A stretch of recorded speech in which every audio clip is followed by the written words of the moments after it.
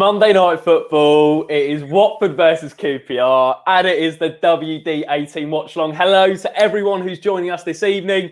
Really looking forward to this. I've been looking forward to this all day, mate. Not only the game, but the Watchalong, because we haven't done one of these on WD18. We're joined by Sam as well. Sam, how excited are you for this one, mate? Because I'm buzzing. I am so excited for this. I think it's been probably, I'd say, since the lockdown, it's been the most demanded video on the channel. Everyone's always going, "Oh, we need the live stream during the game. We need the watch along." So it's so good to be here, and fingers crossed it's a Watford win to celebrate. Yeah, I mean, I have to agree with you, mate. Like, I've received so many messages, so many comments saying, please do a watch along. And we've kind of not done them for the start of the season. And then we thought, you know what, you guys really do want to see them. And we wanted to give it a go today. Big game tonight, Sam. A really big game to do the first watch along. Watford versus QPR.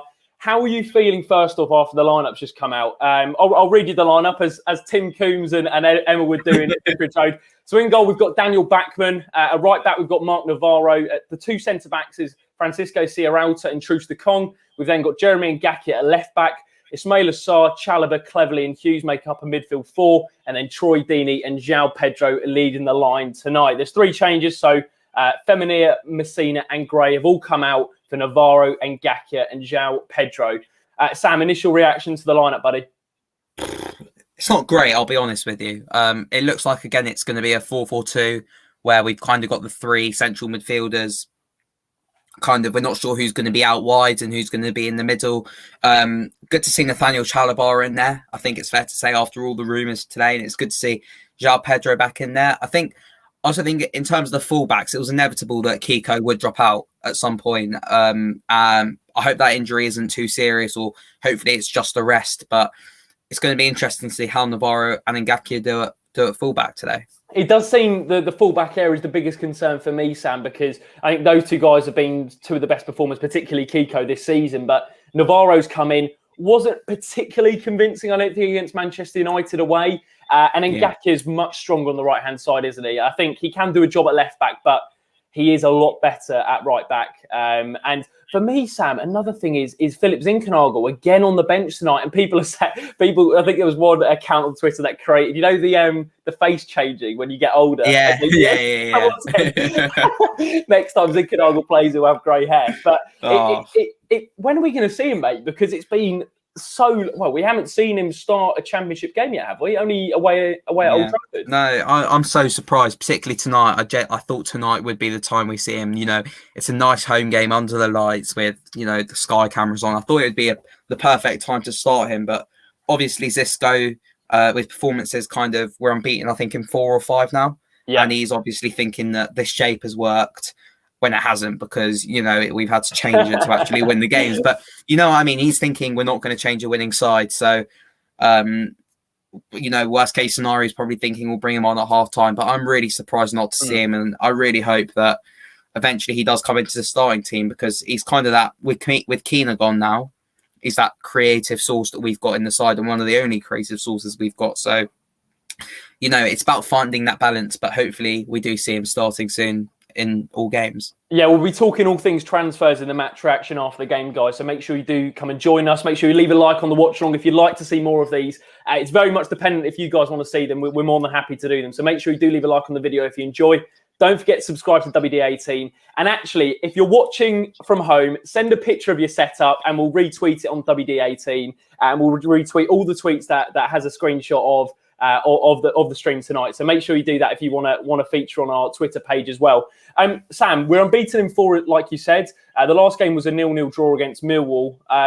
Wasn't a great game at all. I mean, the pitch was absolutely shocking. Not to say, I mean, I don't want to make too many excuses, but it was an absolutely dreadful pitch. And actually reminded me of the days when we used to pitch share with Saracens. I don't know if you remember those days. Yeah. Oh my goodness, that was absolutely awful pitch. Do you know what though? I keep on thinking though now when I watch those Millwall highlights back, and I saw a tweet earlier from our groundsman of how lucky we are to be in the Championship with the pitch that we've got. It's genuine. It's phenomenal, our pitch. I mean, I've got Hive Live on in the background here, and you can see the pitch. It's just immaculate. And compared to Millwall's, at least, I think it's not an excuse, but it's certainly a reason why we struggled, I think. What do we need to improve on tonight, Sam, from that game? For me, it was, I mean, finishing was just the obvious one. I mean, we're not taking our chance at the moment.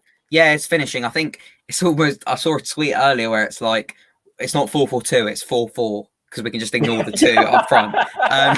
So it's about Yeah, hopefully. someone said, what formation is it? 4-3-3, 4-4-2. But you've just absolutely cracked it and got it. It's 4-4. Yeah, it's just 4-4. Yeah. No, I think it'll be good to see João Pedro in there. I think I've got a fear with a lot of other Watford fans that perhaps Dini and João Pedro both kind of like to drop into the 10 and drop deeper, but hopefully there will be someone always in the box, and hopefully Munoz has kind of looked at that and told either Pedro, more likely it will be Pedro than Dini, just to kind of stay forward. So it'll be really interesting to see, and I think it's obvious that we need to be creating more clear-cut chances, and when we get those chances, we have to be putting them away. Yeah, absolutely, mate. I think it's a big boost tonight having João Pedro back in the lineup as well. Yeah, I think we really do miss his movement actually up top. I mean, the only thing I'd say about Troy and João is they both do like to drop deep. So that's the only thing we've got to look out for today, and maybe why people really do want a striker. And someone said, what transfers? It's less maybe about the transfers, but more we're going to be talking keener after the game. Chalobah's been linked with this incredible transfer triangle today. Yeah, the transfer triangle. Which involved Chalobah, Hamza Chowdhury at Leicester, Matty Longstaff. I mean, there was just so many mitigating factors, but that fell through in the end. We've got about 10 minutes till kickoff. We'll have a little look through your comments. Michael says, come on, you Orns. So does Rudy. Mills says, can't wait, boys. All the best to you and the Orns. Thank you very much, mate. We're really looking forward to this tonight, and hopefully we can get the 3 points, as Caroline says. This is going to be good, says Holly. Joe says, let's go, boys. We've got a few more comments. What are your score predictions, guys, as well? We'll get them in the comments. We are watching on Hive Live if anyone wants to join us. And thank you very much, Finn. These graphics are brilliant considering it's your first watch. We were talking about that before. We've got the Sky Sports at the bottom. That's the nearest. Should we get the deadline? Let's get the deadline day deals across the bottom as well. Wait, Sam, just getting a call from Jim White. Yeah. Do you know what though? I think it's worth noting as well. I mean, for me, QPR has got it's got sentimental kind of meaning around that game for me. It was my first Watford game. The 3-1 at Vicarage Road when Lloyd Doyley scored his first goal for Watford. Mate, so that was my first game. Mate, I remember those. Like, I'm kind of reminiscing now because it's like I really want to be back in the ground, particularly on a night like this. Like, this is a perfect night for football. It's cold. You can see the floodlights at Vicarage Road. It's just unbelievable. And I remember my first game, and the club wasn't going through its best period. I think it's fair to say, but I just remember like I absolutely fell in love with it that night, and. I always kind of look fondly on Watford against QPR for those reasons. And actually, Tom Cleverley scored as well for us that night. So hopefully that's some good omens. Do you remember when Don Cowie with the volleyed cross across the box? Lloyd was there, bang, and then telling Lloyd where to run. So the family said, he's like, Lloyd, this way, mate. Do you know what though? I still ask, like, what was Lloyd Doyley doing there? Like, what was he doing there? Like, a right legend. Love Lloyd. Mate, yeah. I have to admit, I did like as you mentioned, Sam. The financial troubles in those days, wasn't pretty, but. As you said, there was a sentimental value to a lot of those players. There was a few players that came through the academy, and Lloyd was one of them. And Lloyd wasn't the most technically gifted player, but you knew every single game he'd give 100%. You can never fault him for that. But that was a cracking goal, absolutely superb header. And I actually remember that game so fondly, Sam, because I was in the upper Graham Taylor. Don Cowie whipped in, and the surprise on Doyley's face with the goal. He was surprised himself. He was like, "What? I've just scored. What did I do now?" And I don't think that was. I think people kind of forget he actually scored 2 for us. People forget his second goal, which was away. Yeah, Bolton away. It was either Bolton or Reading. I think it was Bolton actually. Bolton away, and it was on the right hand side. It was a cross and it went all the way in. Yeah, it was in that. Yeah, obviously, it was that lovely blue kit though. I love that kit. The first year under Zola with the Pozzos. Oh, unbelievable! That was absolutely. Yeah, beautiful. I love that kit. Brilliant. I mean, Vidra, I think it was away at Leeds in that kit. I always, like one game with like a Watford shirt. Yeah. I always remember. We've just got Rob Elliott actually on the screen at the moment. Just in terms of the signing of Rob, Sam, I think he's on the bench tonight, isn't he? Which is, it was quite weird not having Daniel Backman on the bench and Foster in goal. It was weird to have another name on there because we've been used to Backman, Parks, Foster. Rob Elliott's come in. Looks to be certainly a backup for Watford. Just a good move, do you think? Just a good in the ranks. I think it's a good signing. I think it's something that even if he doesn't play a minute in a Watford shirt, I think we could look back on it and say it was a good signing. Regardless, he's experienced. He's gonna not only give help to Daniel Backman, but also to someone like Adam Parks. He'll be able to put his arm around him. Foster is out for a couple more weeks, I think. I'm not exactly sure how long, but it's always good. I think I said this on the reaction video to it, that the worst case scenario is that we end up with another Jack Bonham situation. And I'd be much more confident with Rob Elliott in goal than Adam Parks. That's not me disrespecting Parks. It's just that kind of experienced head that we need in there in a promotion run in, and really good bit of business. And same goes for Dan Gosling as well. Yeah, well, I just wanted to get your thoughts on Gosling, Sam, before kickoff. It was a really interesting chat I had with Tom from the Back of the Net podcast yesterday. And if you haven't checked that video out, make sure you do. Tom was really fair and balanced about it. He pretty much said Gosling won't be the most technically gifted footballer, but what he'll give you is 100% passion, work rate, effort. And to be fair, you can't ask for more than that, Sam, really. But just in terms of, it's received a mixed reaction, hasn't it? And I think some people are saying this is the Capoue replacement, so I'm not satisfied. Should we be doing that? Only because I think maybe then we're starting to maybe increase the expectations too high for Dan Gosling. Do we just maybe have to take it on face value? Yeah, I think so. I don't think it isn't direct. I don't think it is a direct Etienne Capoue replacement. I reckon even if Capoue was still here, I reckon he would have come in. It's more of a James Garner kind of replacement. The fact that we kind of getting rid of someone with perhaps with not as much quality, but getting rid of the young to bring in kind of a more experienced head. I think it's more of a replacement for that. Again, he seemed to be quite important in Bournemouth's promotion run in. I remember him at Newcastle, and he always popped up with the odd goal. And I think I think yesterday the Bournemouth fan actually did say that he does pop up with the odd goal. So I think it is really important to have those sorts of players. It kind of reminds me of Ben Watson coming in, Adlen Guardiola. So hopefully he can replicate what they did. And if it's anything like that, then we'll be looking at promotion, I think. Fingers crossed. Hopefully. We've got loads of you watching today. Thank you so much for joining us. We're 3 or 4 minutes away from kickoff. It's really, it's not the typical match day experience, Sam, but it's something new, it's something different. And if you guys can get more involved with the content and feel like you're part of something, then that is the main thing at the moment. And you can feel engaged with our content. That is absolutely the main thing. Thank you very much to everyone who's watching. Shane says, evening, lads. Surely Shane will be on one of the watch-alongs. Surely. We need Shane on here. People want to see the king, the man himself.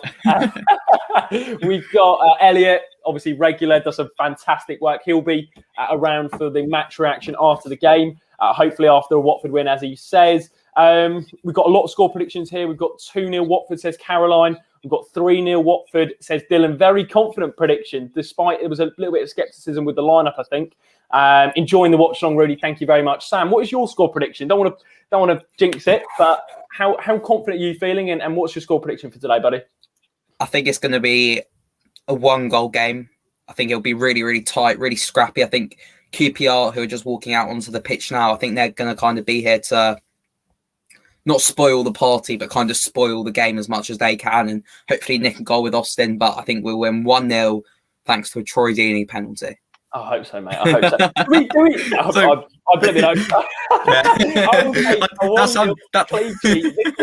Troy Deeney nailing one down the middle. Yeah, we already know when we get a penalty where he's putting it as well. Yeah, exactly. But do you know what, though? I think we've kind of got past that stage in the season where I remember under Ivic in the first few games where we weren't getting results and it was really poor, like at, I think of Sheffield Wednesday away, I think of Reading away. And I kept on saying the performances will come.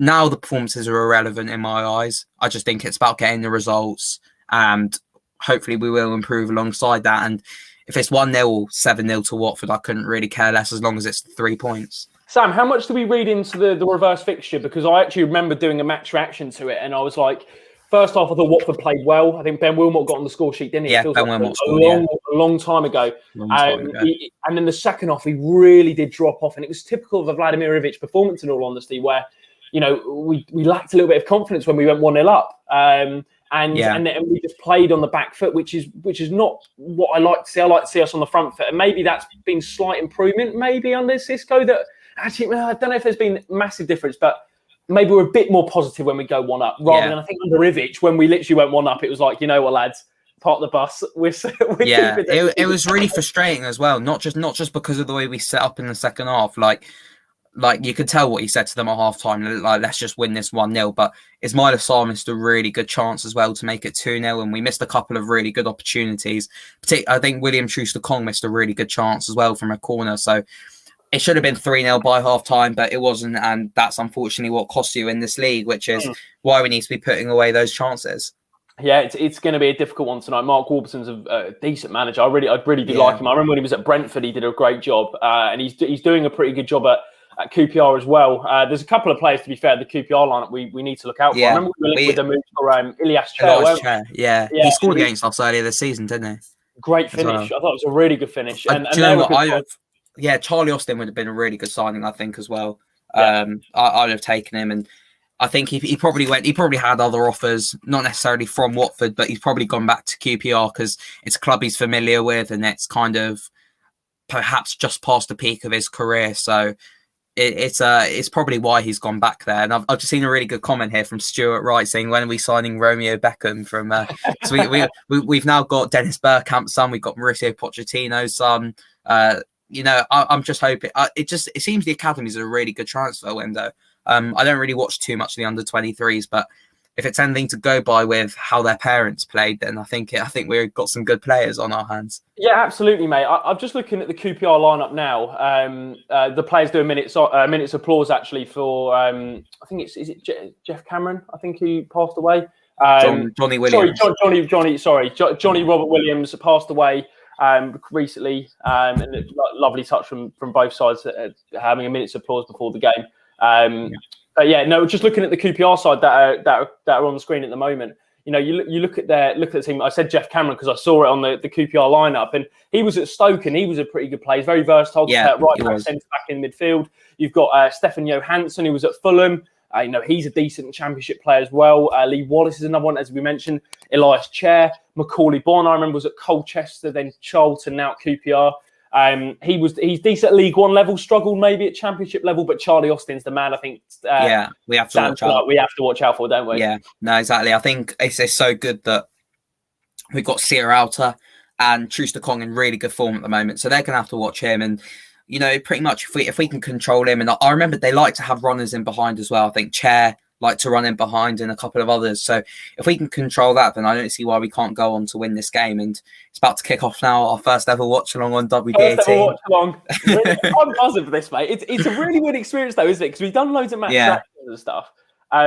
We've done loads of match reactions, but we haven't done a watch along where we're literally reacting live. And I know it says it in the name, but genuinely, to be fair, it's good to see Chalobah tonight because I didn't think for a second in today I thought, you know what, he's not gonna be playing tonight. But it's good to see him in the midfield.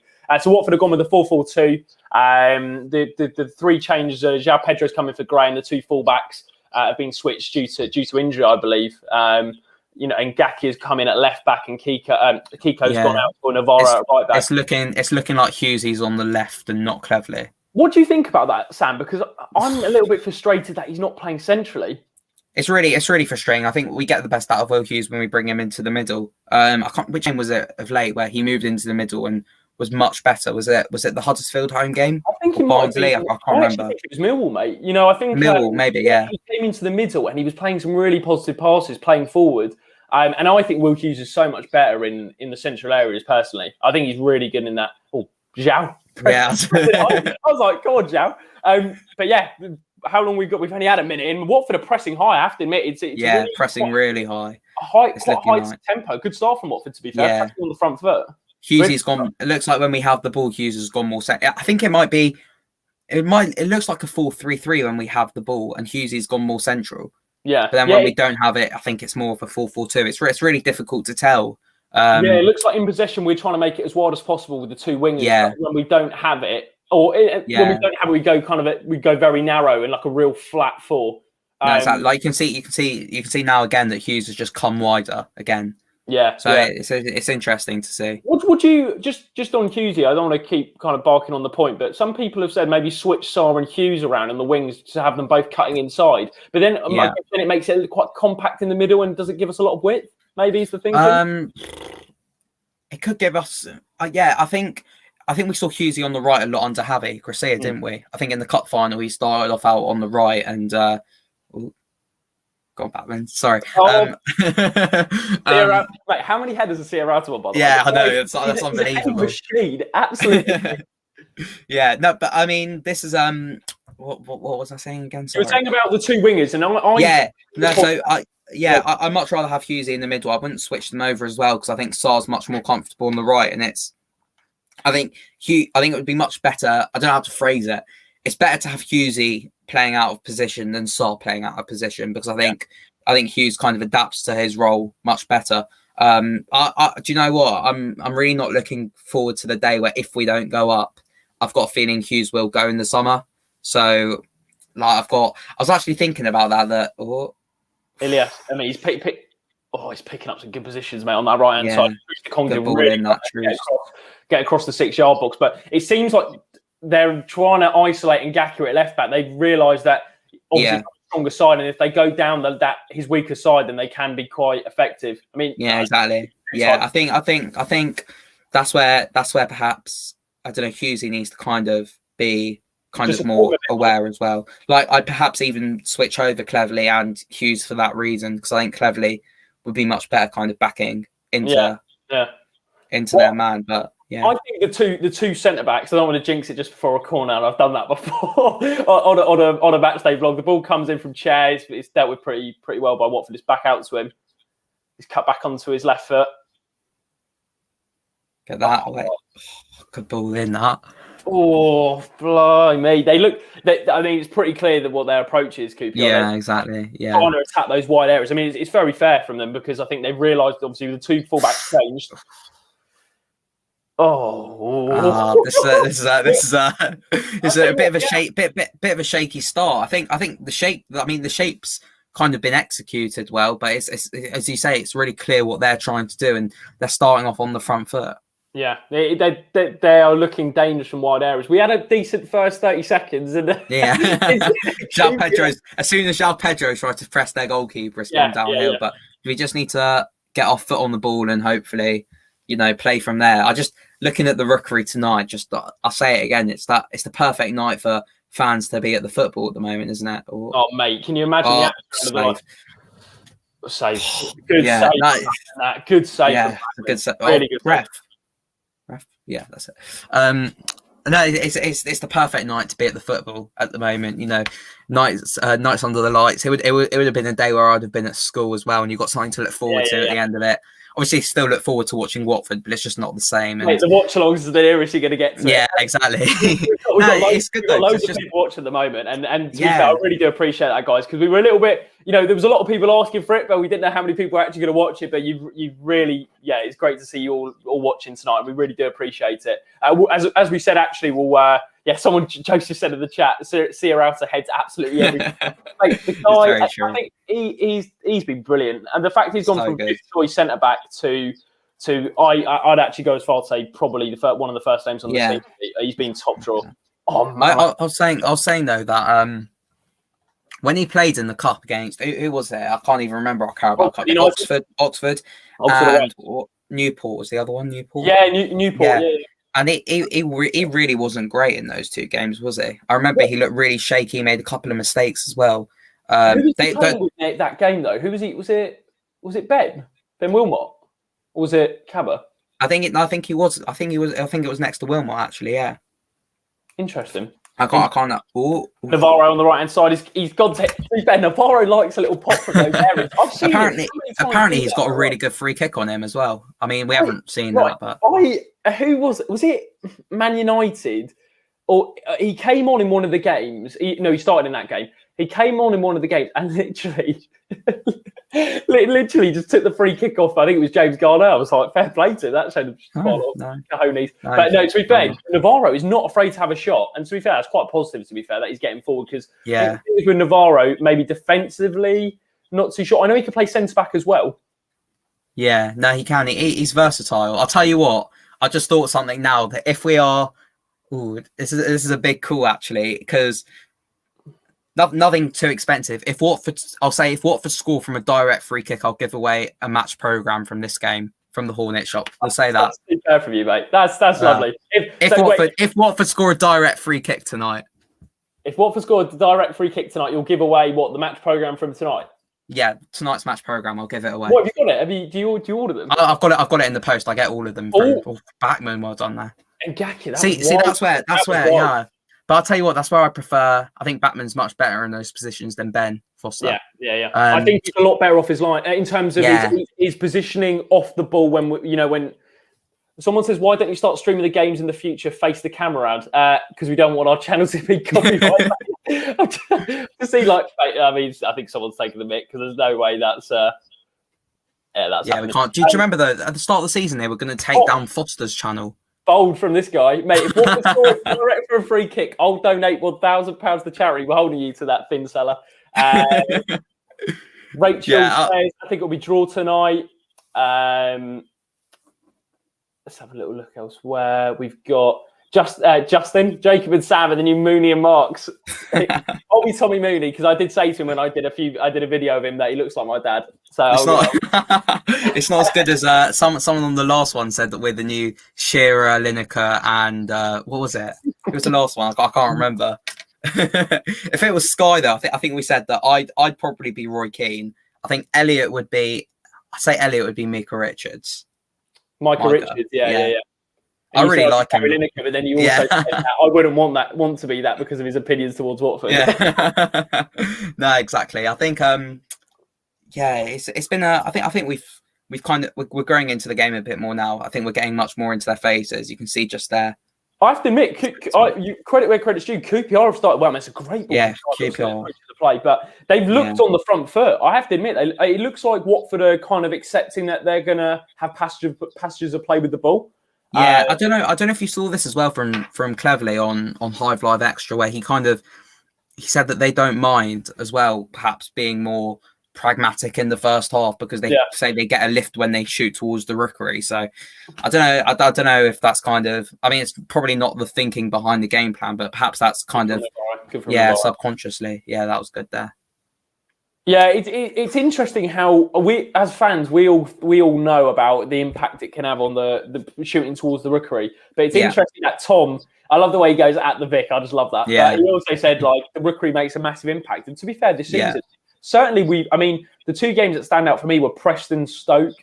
Shooting towards the rookery were really good. I think what was the other one? What was the other 3-2? Was it Coventry as well? Coventry 3-2, but that was that was shooting towards the rookery second half when Truce the Kong scored the header, and then exactly. that we were good. We were good in the second half. It's Watford don't start particularly quickly, Sam.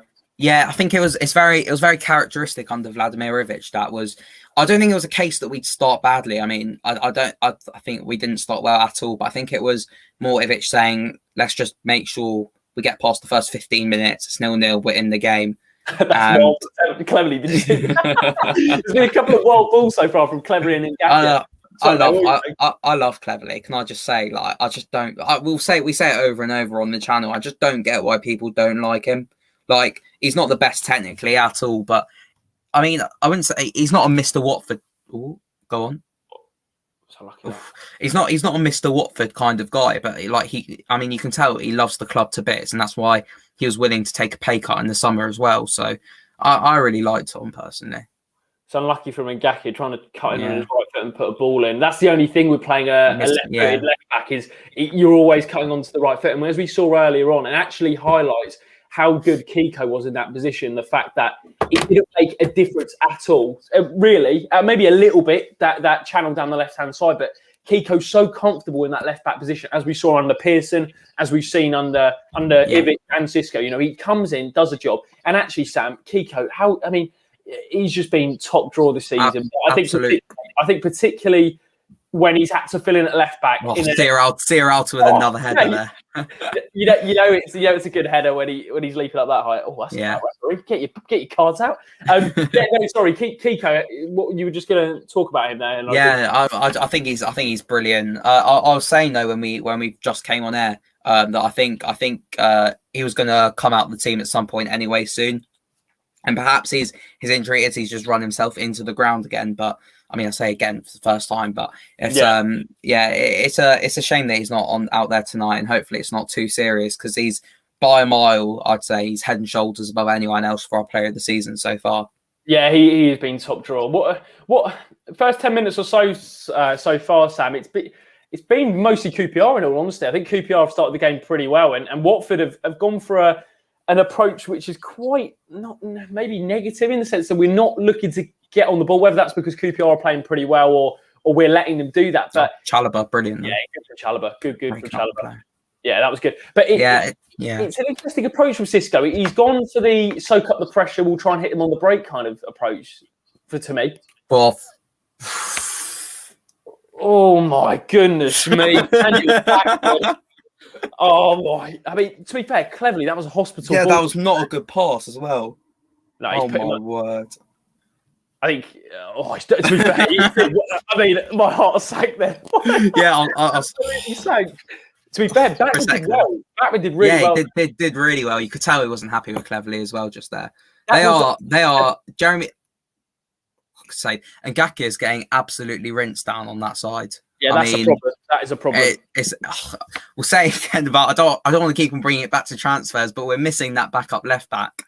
Well, we said that this is not Ngaki's fault at all. It's not his natural position. Yeah. He's done a job there, absolutely. But you definitely see the difference when Kiko's at left back and actually shows how good technically he is. Now, I'm not sort of saying Ngaki is poor technically, but certainly it makes a difference. I was unlucky from Zhao in that area. That was the wrong ball. I thought perhaps he didn't trust Troy. Yeah, perhaps he didn't trust Troy to have the pace to kind of make it. But yeah. No, I was just going back onto the left back situation.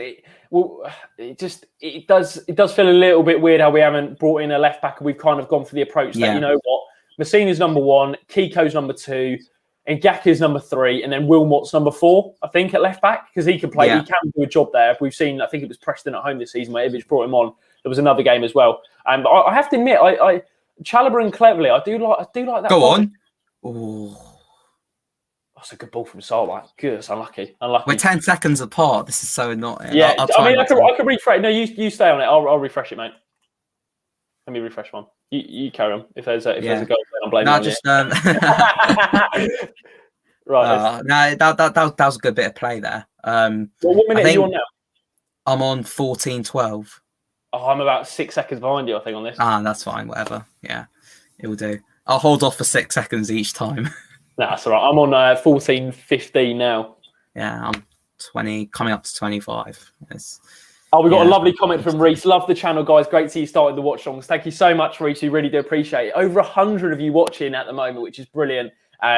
Michael said about 50 seconds ahead. So we're going to be celebrating about a minute after the goal's gone in. Sorry, it's so good though of late. 100 viewers exactly. I think it's just it's so good to see the support on the channel of late, particularly since we've gone into lockdown. I think it's really good to kind of have that place where we can interact with other Watford fans through the live chat, and I think I'm personally really enjoying it while we can't kind of be at the pub with our mates. Yeah, absolutely, mate. Absolutely. I think it's just trying to get a little bit of a match day experience going from your home, which is completely different to usual, but it does. We're trying our best, exactly. And we really do appreciate all the support with it. We really do appreciate it. That press from Tom Cleverly. Oh, mate, I think we're level now. Is it 15, 17? I'm on 18. Yeah. I think we're level. Yeah. Lovely stuff. Lovely Ngakia there. Yeah, good cover from Ngakia. That. Troy holding the ball up. Oh, that's unlucky. Joe makes an interesting point here, Sam, about the problem I think we've had this season is transitioning quickly from defence into attack as we're trying to go on the attack here. There seems to be a tendency to keep possession at the back. Maybe it's still a hangover from Ivic. Yeah, I think there are lots of kind of factors with that. It's a hangover from Ivic, I think. I think it also didn't help when Will Hughes isn't in the middle. I think he automatically looks to bring the ball forward, and it's that creative spark in the middle that we've kind of been missing throughout the season. I think we thought Keena could be it. That corner? No, it's goal kick. Wait, for real?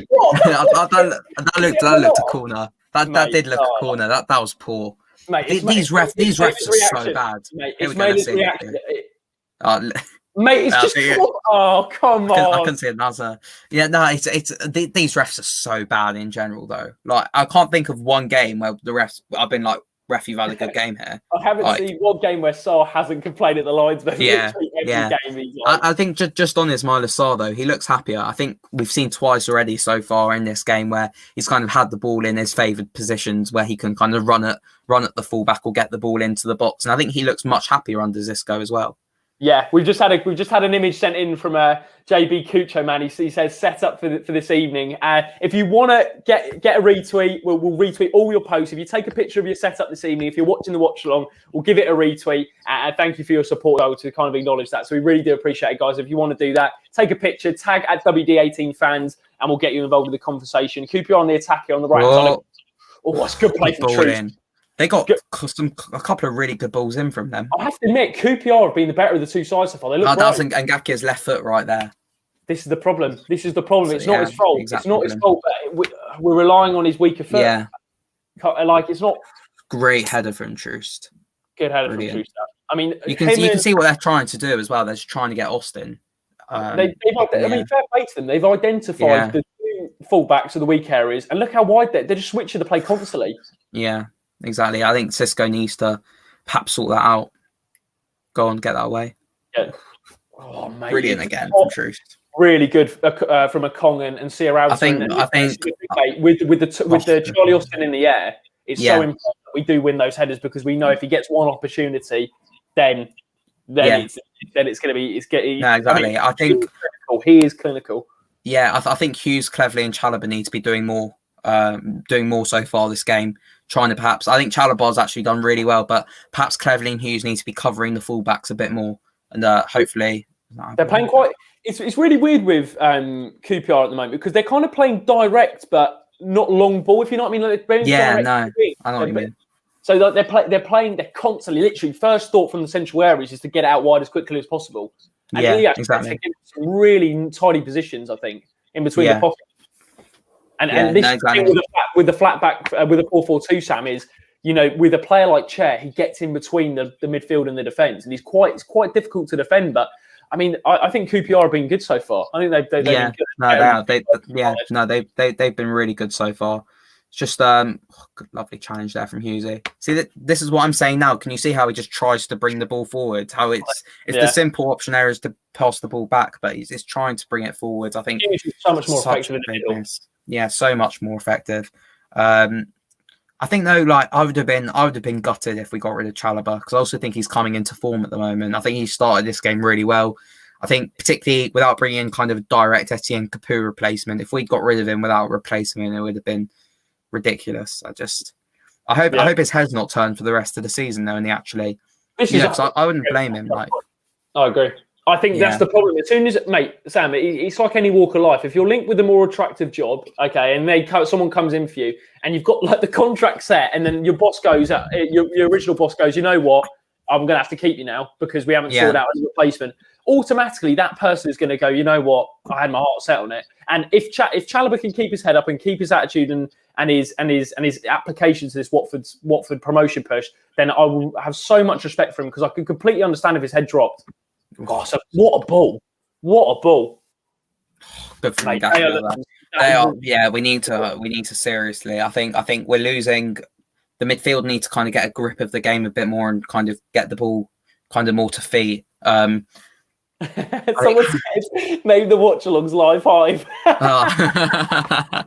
It's very poor start from us, all coming down that left hand side. I agree, Joe. It's very obvious, isn't it? I think we've got. They've seen Ngakia straight away in that lineup, and they're like, we have to go down this side now.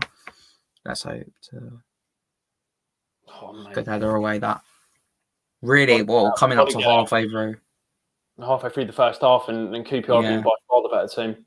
We're backs against the wall here, Sam. Backs against the wall. Yeah. It's almost like an away performance where you're like it's not good. Brilliant. They're putting us in at the moment, peppering us down that left hand side. Well, it's a good bit of defending there, just standing his ground. How many times they aim for him so far? I mean, exactly. I think I think it's a game changer for them when they brought him in this January. I think he scored 2 on his second debut for them as well, and he's kind of giving them that focal point that I think in the first game they kind of against us they missed that quite a bit, and it's quite a lucky goal I think from Chair as well. It came from our own poor defending. So it was like a ricochet. Good finish. Yeah, exactly. So, David makes an interesting point here, Sam. We missed, while Backman's taking this goal kick, we missed Gray's work rate now up top. Never thought I'd miss Gray.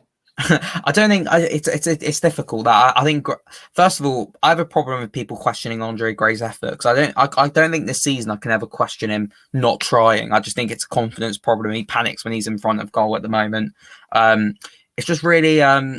I think Zhao's doing a good job of pressing from when it's been in their half, which it hardly has been. So it's quite difficult to judge that. But perhaps if we do get higher up the pitch, it'll be easier to tell if we are missing Andre's kind of press. Yeah, Austin was just on the edge of the 18-yard box, and I think this is where we're going to Yeah, see, I don't know if you just saw that out of your picture. Pedro just made that run, and that's where we kind of just need to get the ball forward. Like this is the problem, mate. Zhao's making the run there, and we're going backwards. Yeah, exactly. And don't get me wrong, I think QPR are holding a pretty good shape. Every time we're getting in that central area, they're making a little tactical foul, like a little foul to stop the counter attacks. And Zhao's making that run. And I think, to be honest, mate, this first half, the best chances we're going to have, because QPR are playing well, is hitting them on the break. We've got to be more effective on the counter attack. You know, we're getting in a decent position in the midfield, but that second pass has to be better, has to be direct, has to be quicker, and have a higher tempo. No, I think again, though, as you say, it's a really good shape, and credit to QPR because they've done their homework on us, and evidently that they're playing really well so far. So I don't know. Again, I'll just say that whenever we can match a team's kind of work rate and their tactical outlook on the game, we win pretty much every game in this league simply because of the quality that we have. I'm still, without doubt, I think, actually, perhaps not, but we've easily got probably one of the best teams in the league on paper, and it's just about applying that kind of status within the way we play, which is, it's I think largely why a lot of fans have been frustrated this season. I agree, mate. I think there's definitely potential with this Watford squad. I think it's actually the manner in which we're winning games as well. For me, I've come to terms that we're going to have to win games now in a gritty manner. We're going to have to win them in sort of 1-0 fashions where we're getting clean sheets, nicking a goal maybe on the break. Now, that's not to say I just don't think this team is anywhere near playing great football. We just can't have to grind the results out. I think that if we want to get promoted, we're going to have to do it like that, aren't we?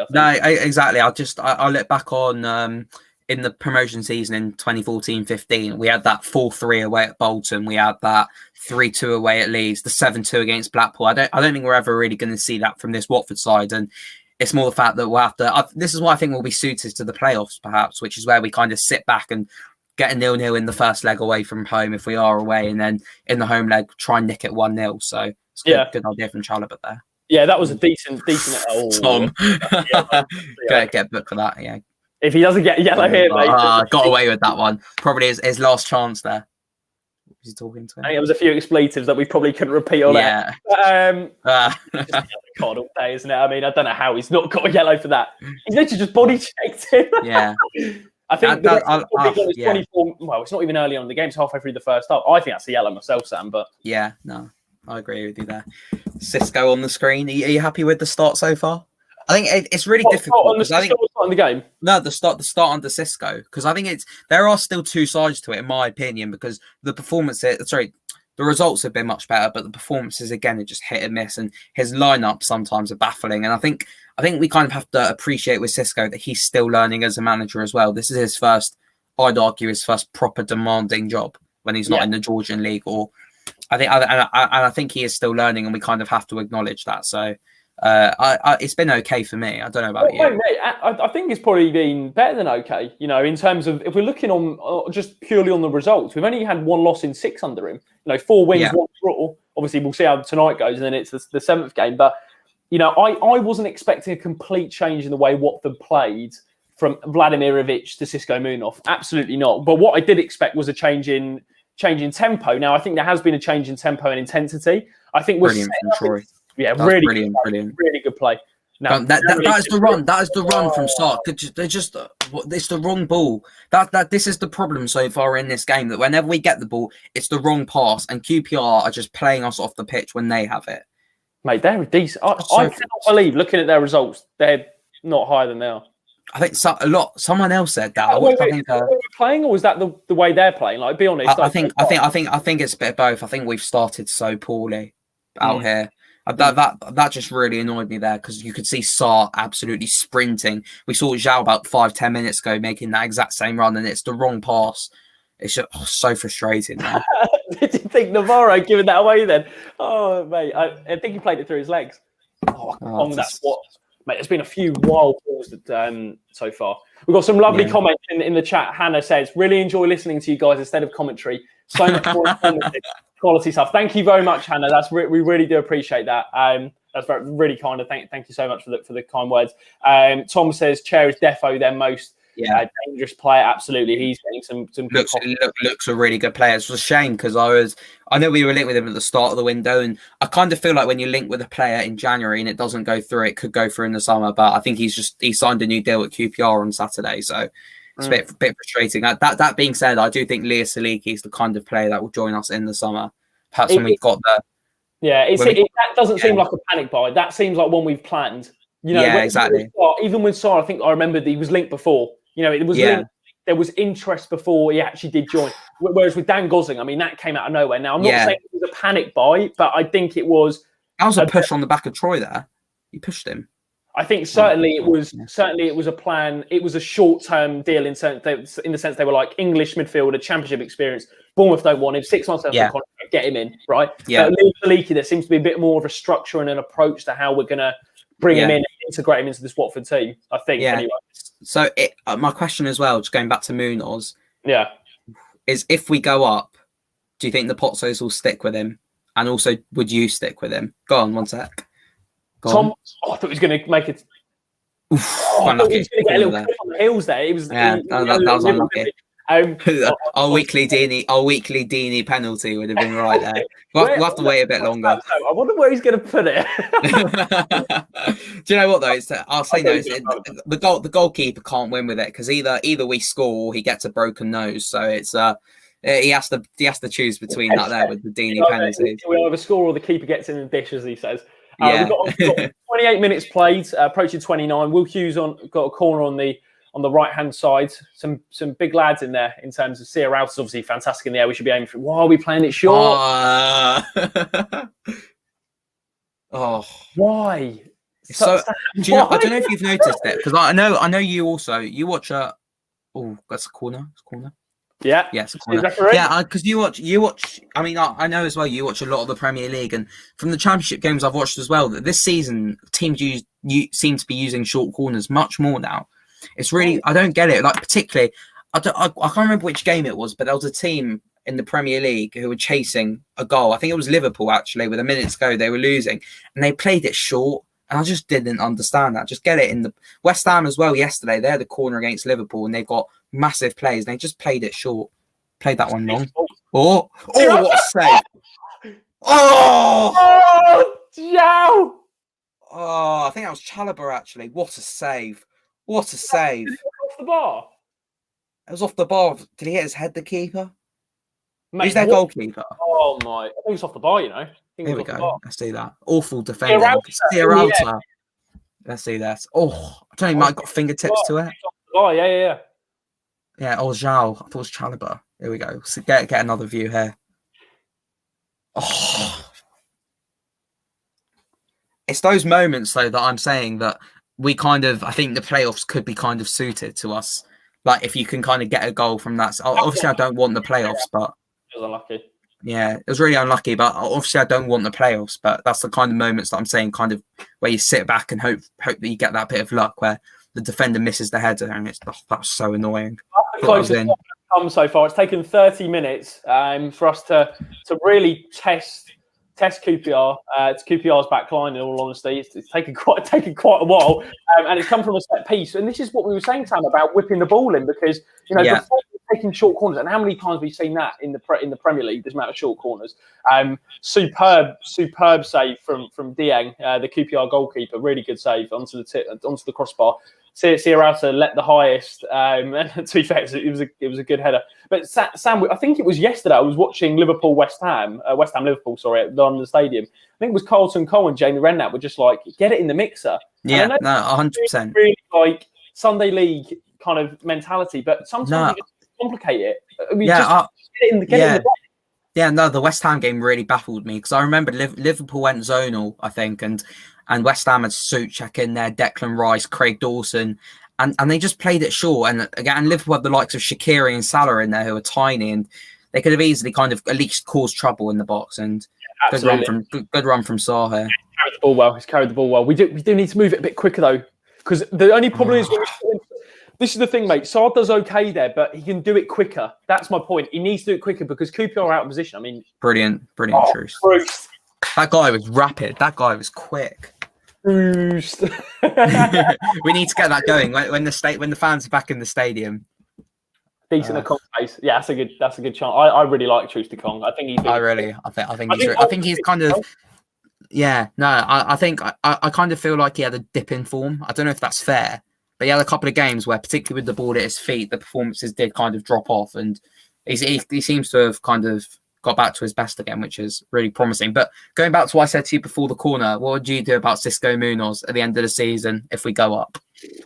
I mean, it's very. Deeney's good when he drops deep. Come on, now got to move it quicker. Move it quicker. Come on, sir. Go on. Well, 1-on-1 against this. This is what you've done well there. He's beat him. Get the ball in. Really good. Oh, it's a foul there. It's a foul. I actually thought the fullback did really well there originally, just holding Sarr up. Do you think Sirialta should have scored? Thomas says Sirialta should have scored on Facebook. If you're not watching on YouTube, you can watch on Facebook as well. I think that's a difficult one. After watching it back again, because we only got the two angles, and I was more focusing on we've almost scored, but it seemed that there were a lot of bodies in the way, so perhaps he was surprised the ball even came to him in the first place, and he had to jump over a QPR defender. But perhaps a man of his size, his heading ability should have done better with it. But yeah, I think it was good that we've kind of created a chance like that. Holly says keep Xisco if we go up. I think. In answer to your question, Sam, I don't know if he's actually got the coaching badges at the moment to manage it. Yeah, he'd have to do something in the summer, or he might be doing it alongside the role at the moment in the Championship. Yeah, Charlotte makes a really good point. We'd love to see Xisco make a success of things at Watford. Anyone who's around for the Boothroyd season in the Prem, so 06-07, will remember how he struggled as an inexperienced manager. Mm-hmm. Yeah, I think I like. Oh, sorry. I hopefully Xisco will get an opportunity. Well, my gut is no matter how well we do for the rest of the season, he won't be here next season. Yeah, that's my gut. I have to agree with you. You know, I actually I'm starting to build a bit of an attachment to Xisco because I think he loves managing Watford, and he likes that. Oh, Nate! Good effort that. Lucky for Imagine he scored that, took off his shirt. I'm staying. Leicester could do one. Sorry, in answer to your question, Sam, I agree. I think it will be a similar case to, well, not Slav in the sense that I think they wanted to keep him, but he wanted a bigger contract. But with Xisco, I don't know if. I mean, we're talking way ahead now, but I just don't think that I could see him staying. But I do really like him. I think he loves being the manager of Watford, and that's what I love about him. Yeah. Did you see the video? Oh, we got a corner from that. Took a nick off someone. Yeah. Let's just get it in the box. Is that Tom on the corner, isn't it? This is why we need in-class for these set pieces. Actually, to be fair, they weren't great against Millwall. I'll probably take that back. Decent ball from Cleverley. Maybe not. Too close. No, I just what were we saying? You just don't think he will stay. Yeah. No. Did you see the video? I think it was either today or yesterday. Him driving into the training ground with Sweet Caroline on in his car. Oh, starting to get right. Now we've got to penetrate that space. We've got to penetrate. Unlucky. That's a foul. Well done, ref. He's giving these 50-50s. The ref is giving a lot of them to us. Actually, I mean, that's a foul that he's stopping an attack. Yeah, Stefan Johansson, not good player at Fulham. I think he was. Yeah, he was a decent player. That's a good acquisition by QPR. So, this is the thing, Sam. You know, I think the first 25 minutes, QPR are probably the better team. But we're starting to grow into the game, and it seems the best chance we're going to get is when we soak up a bit of pressure and hit them on the break. But we have to do it quicker. The tempo has to be quicker because we're getting space in the midfield, especially in the central areas where QPR are getting bodies forward. But Sarr, you know, he did well there, but we have to do that more. Yeah, we have to. Yeah, no, 100%. On the break, absolutely. 100%. Good ball. Go on. Troy. Go on. Oh my! Oh, that was the camera angle. I think deceiving us. I think a bit. That looked like it was going right in. I think. A lovely ball from Clevs. Lovely, brilliant from Troy. But this is what I'm saying. Just get the ball in the box. Doesn't matter if we score from it or not. Just ruffle their feathers a bit. Because we've got good players in the air. Troy's one of them. Outer, Truce to Kong. I mean, these guys are decent in the air. That was a poor corner. The Watford first man. The curse. Curse lives on in Gakia. He's got to be offside, hasn't he, Troy? Oh my goodness. Hey, I thought Zhao was going to nip in there. I thought Zhao was going to nip in there. Yeah. Carol was saying, starting to get more of the ball and opportunities. I agree. We're starting to grow in the game a little bit. Starting to grow in there a bit more.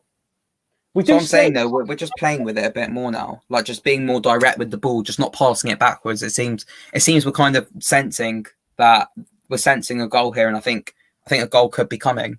Yeah, I also think we're yes. Hannah says I don't get excited when we get corners, yeah, because we always make sure or don't be the first man. But it does just show if we get the ball right, even from set pieces through Klebs or Husey with another one here. Oh, that's too close to the keeper. 37 we just can't get them right, can we? We're just never gonna. I'm throwing scoring from a corner from the direct free kick as well now. Yeah, but I mean Watford have got back into shape pretty well. It's quite a deep block. It's not a high press. Yeah. I think that's what we've learned under Cisco. Quite pragmatic in terms of the shape off the ball. Do you think that's a Cisco thing, or do you think again it's them trying to it's them still having those Vladimirovich principles in there? Right. To be honest, mate, I think you see a difference even after one game of a new manager coming in about the style they want to impose, right? So I don't think this is just a hangover from Ivic, because it's been 7 games now. It's been 7 games. We're playing similar in terms of the way we soak up the ball, look to hit on the break. I think he's recognised that probably is maybe the strongest way we'll win games. I think we could be a lot more dominant on the ball, I think, because sometimes you do get dictated to a bit too much from my liking. That's a good bit of play from Charlie Austin. But yeah, no, I think this is definitely the way Cisco approaches games. And I remember reading Adam Leventhal's article about what type of coach he is. And, he worked under Rafa Benitez, and I don't want to draw parallels, but Benitez was very much a pragmatic. Yeah, it's very. You see, Benitez would always do that with his hands, just trying to compact as possible. Yeah, squeeze it in. Don't expose yourself. But yeah, no, I don't think it's an Ivic hangover. I think maybe for the first few games, but we won against Norwich. I don't know how much we can really put it on him. Someone said, can you put a minute clock on the stream next time? Yeah, I'll try and sort that out for the next one. We're rushing to get it sorted, so I will try and sort that out for the next one. We'll give you an update for this one. It's approaching 39 minutes of this first half. QPR probably started the first 25 better. Watford have grown into the game, had probably the best chance, I think, through Francis. But we have put ourselves under the pressure again. Oh, I thought Daniel Back done really well with his feet again. Really well. Brilliant so far again today. I've got. Is he onside now? He's on. Yeah, he's on. Come on, Ismaila. Go at him. Oh, edge. Oh, play him quicker. It's just the ball from Klebs. Do well there, Sar, to move out of the way. Go on. Oh, mate, these crosses from wide areas. QPR have spotted that as a weak point for us, but they've got a weak point in terms from the wide areas. They look a little bit disjointed. Yeah, Sar, I thought, held on to that for a second too long as well. I think he just allowed them, when he put it back onto his left foot, kind of just allowed their players to get back as well. Lovely ball from Navarro, actually. Did well there. Philip says that this has been really enjoyable so far. Thanks for doing this. We really appreciate that, Philip. And if you do enjoy the video, guys, please do leave a like and the stream. We really do appreciate it. And just to remind you, before it's QPR taking a goal kick at the moment. We're going to be doing a match reaction straight up. Well, we'll probably give it 15 minutes or so to have a break, so we'll be speaking for about 2 hours. But we'll be doing a match reaction with Elliot, who'll be joining us. He'll have a match report out, and then we'll probably... Is Elliot at the game? Yeah, I think we'll do play ratings as well. Is Elliot at the game tonight? I can't remember. He is, but he's doing a match report, which I really enjoy. Elliot is very fair with his assessments, so make sure you do give that a read at WD18 Fans. And also, just a quick reminder, guys, that if you want to, if you take a picture of your setup that you're watching tonight, wherever you're watching it at home, then just make sure if you want to get involved on our Twitter, take a picture of your setup and we'll give it a retweet. We've already done a couple so far, so we really do appreciate the support, guys. QPR approaching 41 minutes on the left-hand side. Ilias Chair is it Elias Chair or Ilias Chair? I think it's Elias, isn't it? Sorry, I've been saying it first. It's one of them. Elias Chair. He's getting in some dangerous positions. Did really well. A bit slow, isn't it? Need to get out quicker.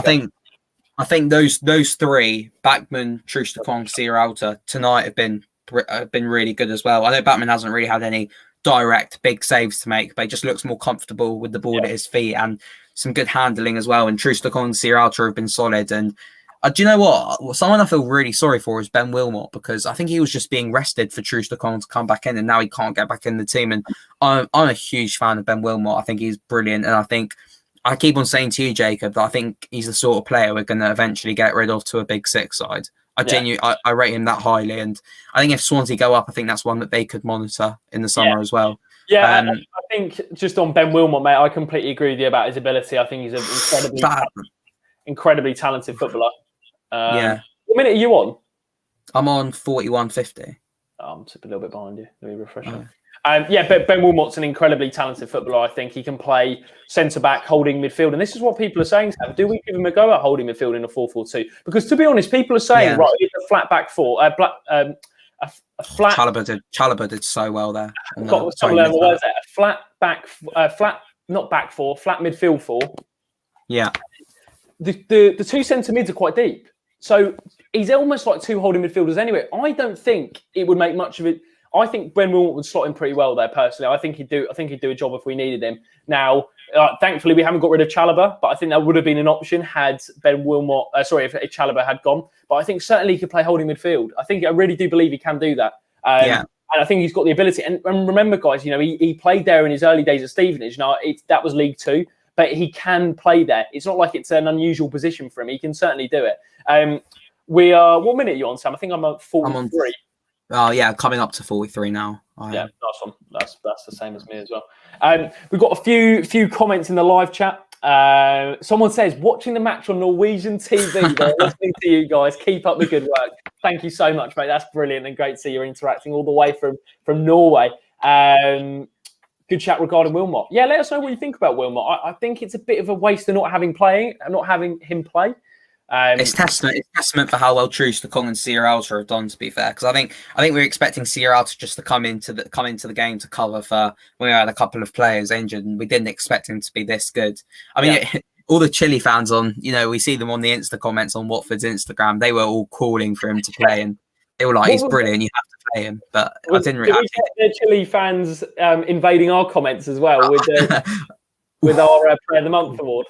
I imagine we did. I think Sierralta's comfortably won that. I think I'll probably post something about it on the Instagram next couple of days. So I think tell you what though, I think something that I loved from the comment section was something like Troy Deeney got 17 likes from our nominations. Someone in the comments nominated Andre Gray, who got 18 likes. So really?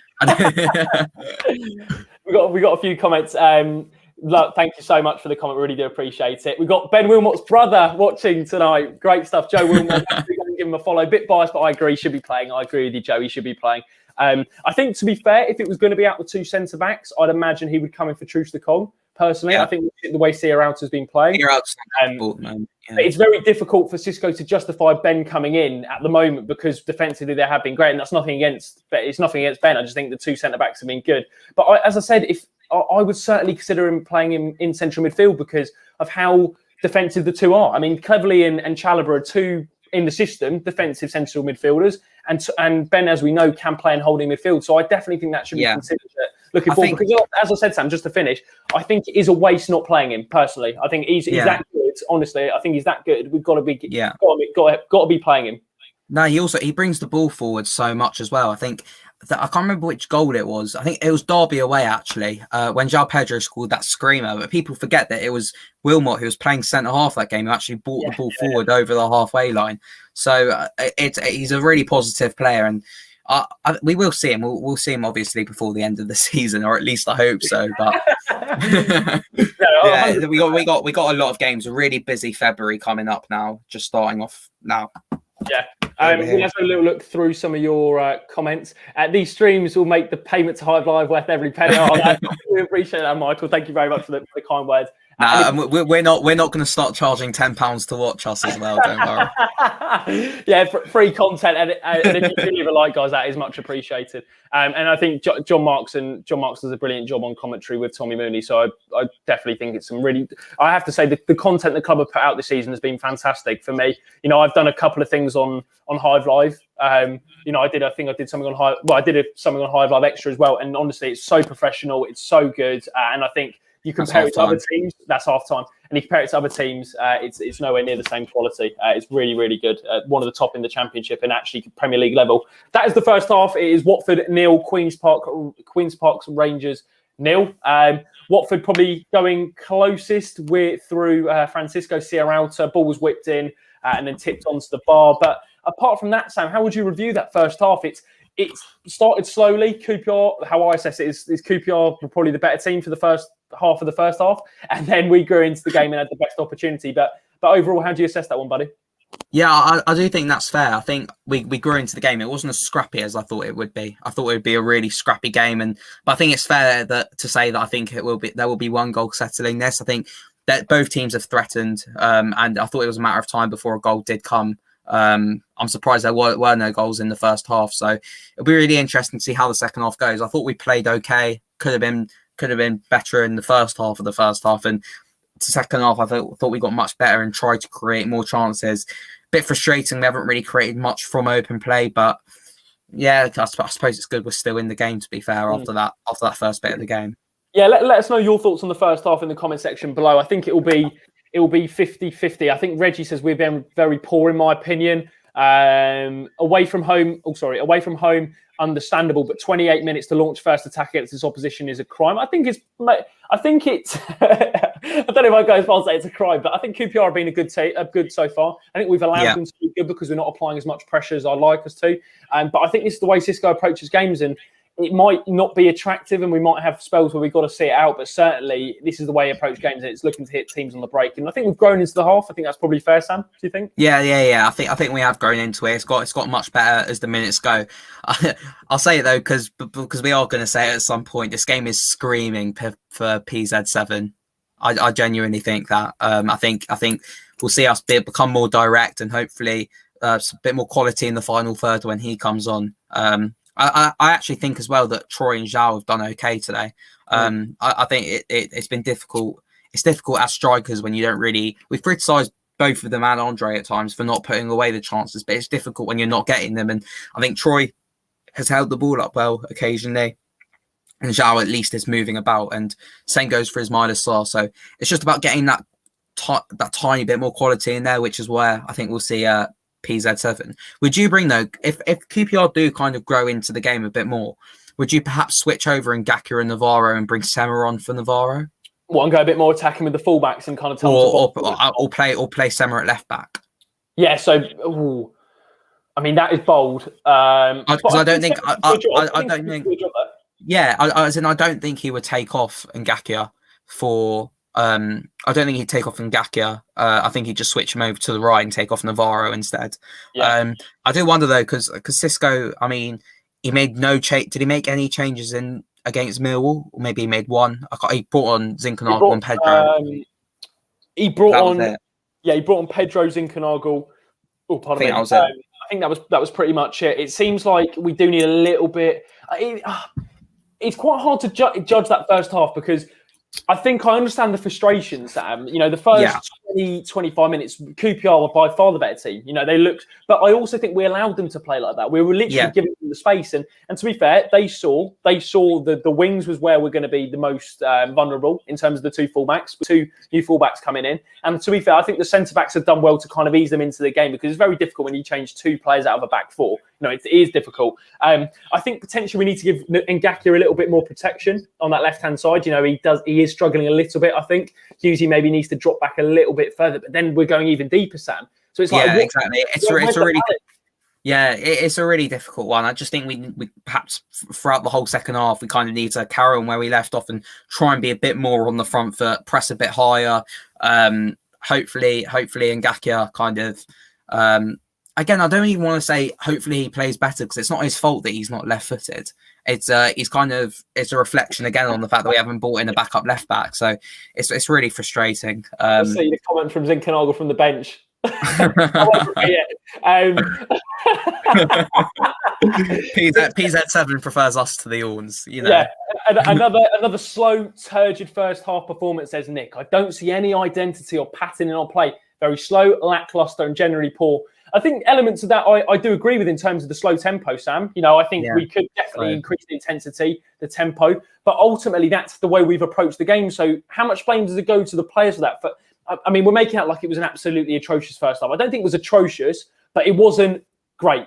It wasn't great. Yeah, you know, our best chance from a set piece, I think, from Sia Rouse, that was from a set piece. So that says all we need to know. We're not doing a lot on the break. So is it more the way Xisco's setting up the teams at the moment at home, or because he's got a good record from the first six games, But it seems like we do need to be a bit more on the front foot for me, because that first half an hour or so we were getting dictated to really from Yeah, QPR. no, exactly. I think I was kind of being a bit too perhaps too kind with that first half. I don't know.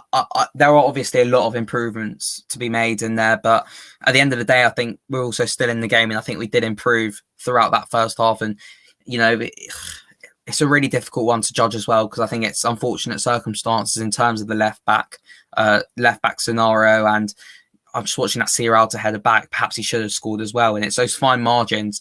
But we just need to be creating more from open play, and hopefully we find, as that comment said, we find an identity in the second half. I'm just gonna have my my halftime loo break. I'll be 2 minutes. Mate, go for it. No worries about that. I'll tell you what. We take some talking through some of your comments, guys, while Sam's gone.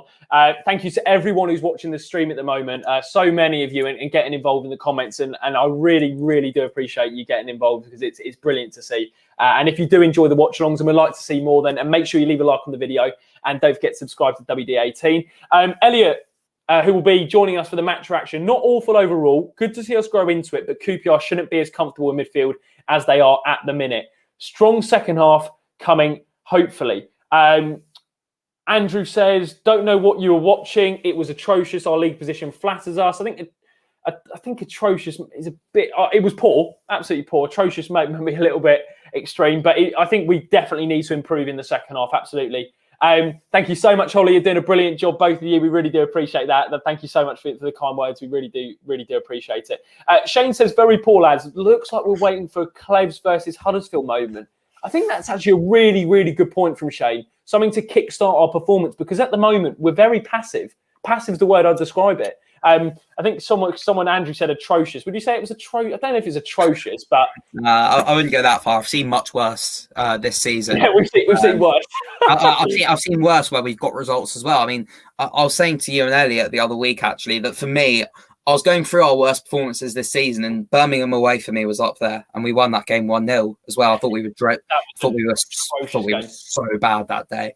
Don't know how we won that game. So I'm just looking at the bench as well. I mean, I think Hungbo perhaps could be. I know we only saw him for 5 minutes at Old Trafford, but he could be a player perhaps that could influence this game. Sam, as well. How young is that bench, by the way?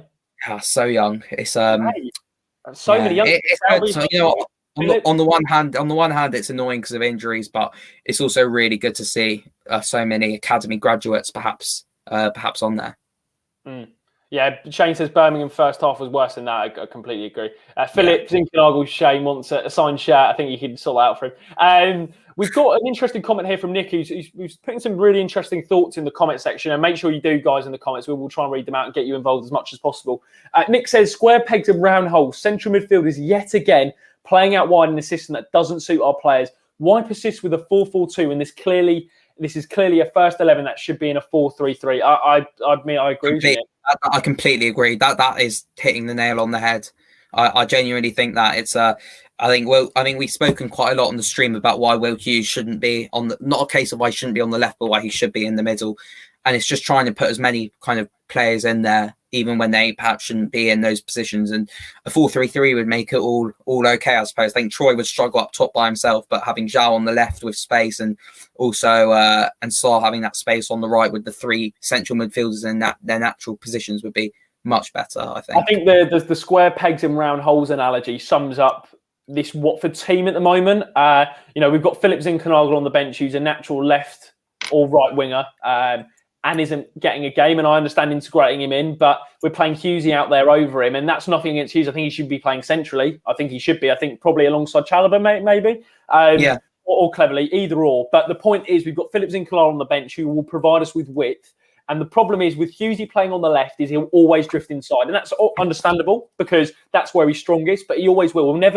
It's very predictable for QPR because the way it's very predictable. They know the right back. I think they're playing. Are they playing a three? They might be playing a three at the back. Sorry, but I think it's Kane at right wing back. The problem is it's so predictable for him and Dickey on that right hand side. They know he's going to cut in. It's so easy to defend. So that has to be looked at from Xisco Munoz because the way we've set up tonight is an away performance where we're the underdogs. We're trying to keep it compact. We're going to try and nick a goal and then kind of just settle on the 1-0 win. But we're at home. We should be much more on the front foot than we are against QPR at the moment, in my opinion.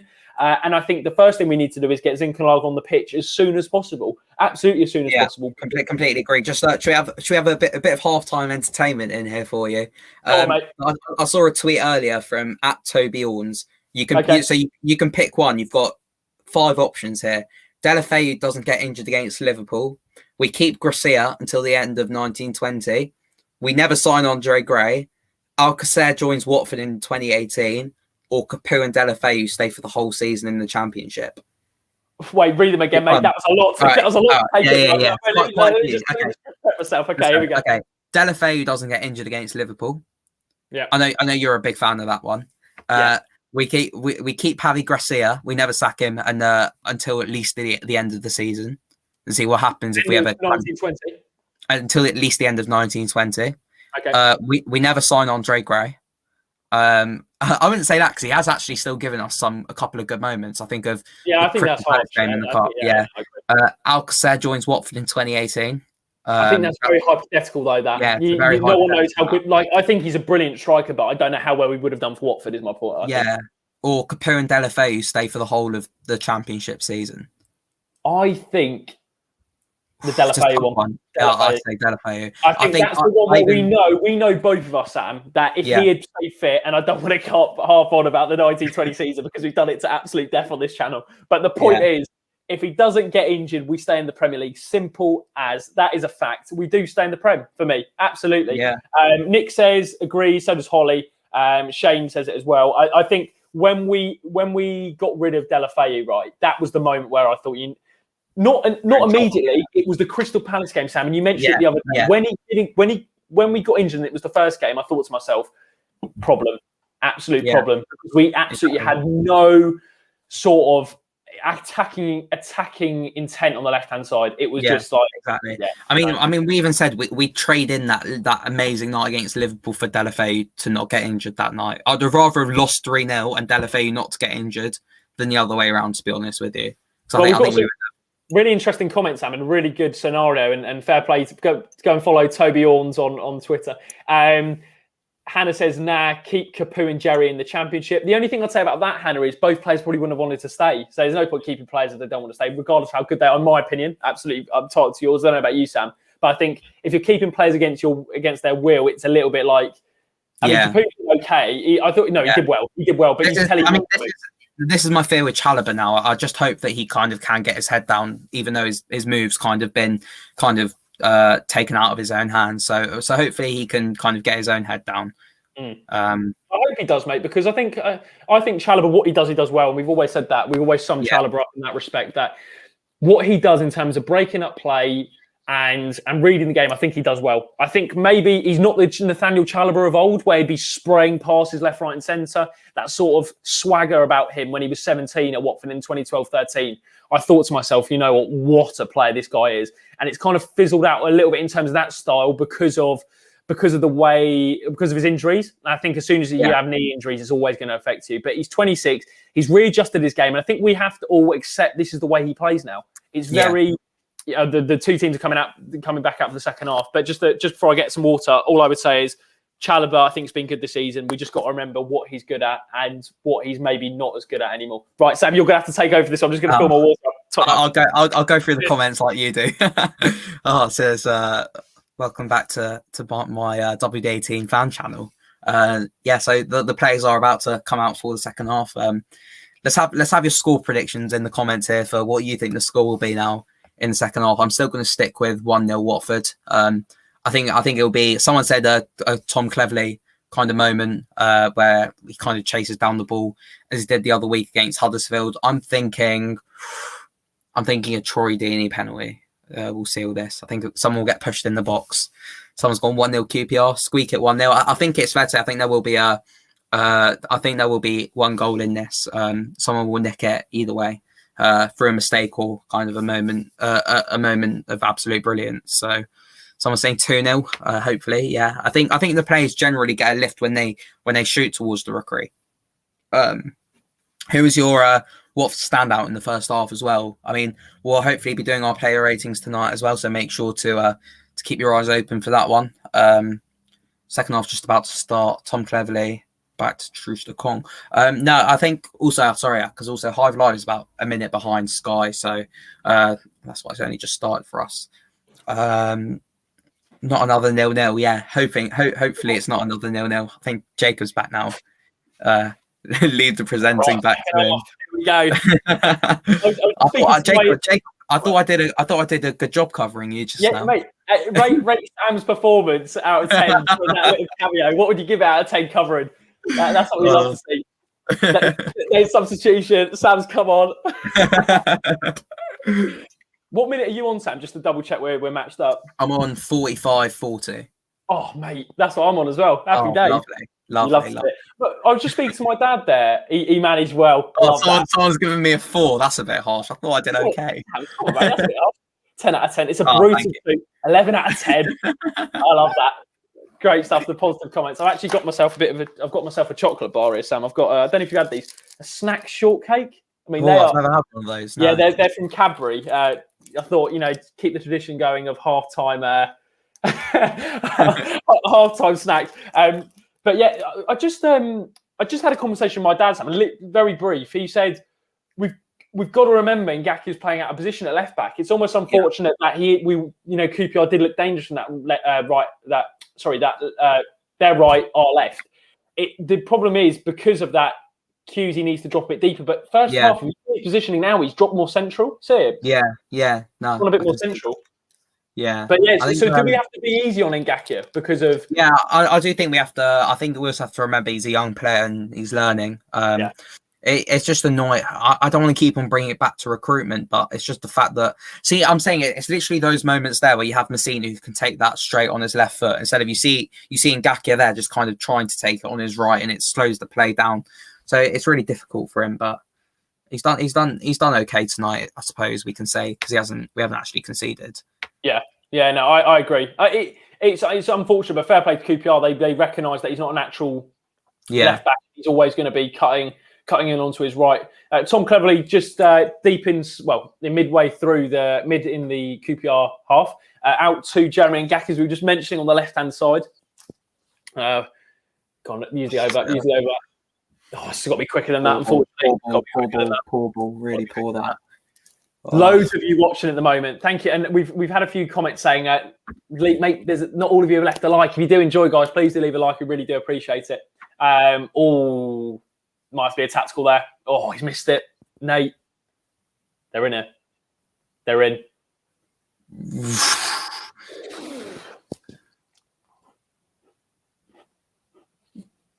Got to do better. That was too easy.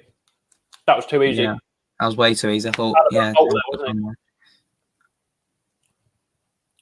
I actually think Cleverley did brilliantly there to get across. I was just saying, Tom had a lot of energy in there as well. They gave the ball away, didn't he? Did so well there. So well, Tom. Did Chalobah give the... Chalobah was a... I think it was Chalobah who gave the ball away, yeah. Yeah, we've got to be careful. That was what we were good in that's what we needed to do in the first half, be a bit more... They've got a lot of men in there. Oh. Tom again. Yeah. I think it's fair to say as well, though, that we've I think that so far today has been the prime Tom Cleverley performance that he's been again there, but yeah, technically he's been poor a couple of times. Like some of his passes in the first half were shocking, but you can see that the desire. You can see the desire on him, and he's always trying to get in the way. And whether you like Tom Cleverley or not, he is the sort of player we need in the Championship. So yeah, I think particularly in the midfield too, Sam, as well. Just to elaborate on that in terms of. Well, in Troy, go on. Troy, well done. Go on. Go on. Ismaila, hit it. Oh, that little bit of swerve. I was moving all over the shop there. Oof, hello. Come on. Sorry for my film, by the way. Bit of energy. That was a great, cracking tackle from Troy, that. Tell you what I miss, actually. We were talking about Tesco the other day on the live stream. I miss going to get my half-time snack in the Tesco before the game. Which Tesco? I know the one. Yeah. I know. Yeah. Or you know what I miss? The Bovril. The Bovril. You go on. Oh. Was I lucky there? No. The Bovril is what I miss. There's so much on the match day though that So, we're all missing. Good ball that we're missing out on at the moment. I think even just like it's just like the small things, what? like ref, Hey! Hey! yeah, Come on, it's made lovely. We all know where this is going. We all know where it's going. That's Cameron, that was rash. Ismail Assar, how many times though did that defenders was so misjudge quick. it? Was that in the box? Yeah, it was. That's a penalty. I mean, we don't need the VAR for that one. We're getting a penalty all day long. Oh, right on top. Absolutely all day long. Awful tackle, actually. Sarr is really good at that, just nipping in front because he's so quick. Is it just me as well? The ref took an absolute age to actually blow that. Absolutely ages. Mike Dean-esque, just holding it in his mouth for like as long as he can. Perfect start to the second. Come on, Troy. Come on, Deanie. Come on, Troy. This is absolutely massive. Oh, mate, my tummy's going a little bit. First, it could be the first goal ever on a watch along, but this is a massive goal if we can score it for Watford. The keeper looks scared. Yeah, I'm not surprised. We all know where it's going. Come on, Troy. Come on. Come on, Troy. Come on. Yeah! Come on! Come on! Get in! We already know that was going. And actually, it wasn't even down the middle. You will ever see. He has absolutely nailed that. Get in there, Troy. Mr. Reliable from the spot. He knows. He literally just. I mean, that. Oh. I don't know what the keeper. What I love. Look at Troy afterwards. He always gives the keeper a little bit. Listen to him. Yeah. Watch him. It's the right game. It's just showing again. It's a Stonewall penalty. Like 100%. That's a penalty. That is top draw. That is. I'm buzzing with that. The first live. Love it. Absolutely That's love the goal we've got. Mate, that was that was a cracking penalty from Troy. That because the thing is, we all know where he's going to go, right? But actually, that one he's kind of moving them a little bit now. He's not going straight at. He's not going straight at the keeper anymore. He's actually moving them slightly to the right, slightly to the left. It's actually very difficult to save. Yeah, no, they are. They kind of have adapted. I think Troy's not stupid. He's kind of adapted that we need. He's kind of realised that you can't go directly down the middle every time. I think we kind of know though that it will be in kind of just to the keeper's right or just to the left. It's just about which way he chooses to go. Because I remember it's actually poor pass there from Sierralta. Agree. One of Troy's worst penalties for us. I mean, he's only missed about 4 or 5, I think, in the 40 he's taken. And I think the worst one was against Tottenham last season where he tried to go to Gazaniga's left-hand side. Yeah. And I think since then he said in an interview since then he knows exactly what he's going to do now every time. Yeah, it's so difficult to save as a keeper. Like I've played keeper before. I'm not saying I'm an expert, but I had to save a penalty. It's so difficult when someone literally just blasts at you. It's almost like impossible. And if they hit it well, it's just literally ridiculously difficult. Sam, best possible start to the second half. How crucial is that? I mean, to get an early goal in the second half, regardless of whether it's a penalty or not, and we needed that, didn't we? Yeah, we did need that. I think we did say though that. I mean, someone said at the start of the at half time that we need kind of a Cleverley moment against Huddersfield. Not necessarily updating the graphics. That's what we need. It's not. Rudy reminded me. Shout out to Rudy. He reminded me. I'm getting you. It's not. Sierralta's been booked. It's not a case necessarily of having a direct moment like Cleverley, but just that bit of luck where we get the penalty and really, really good bit of pace from Sarr there, and massive credit to him because I mean that's Ismail Assar at his best, where defenders don't know how to stop him, so they're just putting a foot in there. How many have we seen in the Premier League and Championship misjudge Sarr's pace? Yeah, no, exactly. People misjudge because we know as Watford fans you should never lunge in with that like that with Sarr. Yeah, Jeff didn't even look over his shoulder. He didn't even see him. Yeah, but Sarr, that was brilliant. That he just thought, you know what, take the contact. I mean, it was a Stonewall penalty, and Troy made no mistake, did he? But Cooper on the attack here. We've got to be really well. Well done, Gerald. Brilliant. I don't go on, get that away. Recycling. I don't really. I don't really want to bring it back to the famous Liverpool game last season, but it's almost like, you know, when you had Van Dijk and Robertson and Trent all looking behind their backs, like how Sarr got there, he's so quick. That's it, kind of the surprise factor. And I mean, I'm looking at Sarr now, the way he's moving about, you can tell how he knows he's done something well there, and there's almost a thing with Sarr where he has like a spring in his step, doesn't he? Exactly. You can see he's trying to get involved now. He's got. I mean, obviously we can't actually see it, but it's like he's playing football with a smile on his face again. So really good from Sarr, and I think Xisco has put an arm around him. Good question here from Caroline, Sam. Do we press forward or play it out now? For me, I think we've got to go for the second. We've got to go for the second. This is where so many people complained under Vladimir Ivic that we'd go. I mean, I look at the QPR first game. We went 1-0 up and just sat back, and then look what happened. And I know we got much shorter of a time between since we scored in the end of the game, but we need to try and get that second goal to actually seal it. Yeah, absolutely, mate. So someone's just messaged us about Zinchenko. Absolutely, Zinchenko joined the stream. Obviously, it actually isn't it. Called themselves PZ7. I was just gonna say, Sam. I mean, surely this start of the second half has been down to Xisco's team talk in a sense, because there's definitely been a step up. Been much more positive. Yeah, much more positive. I think was it? I was watching the cycling GK last week.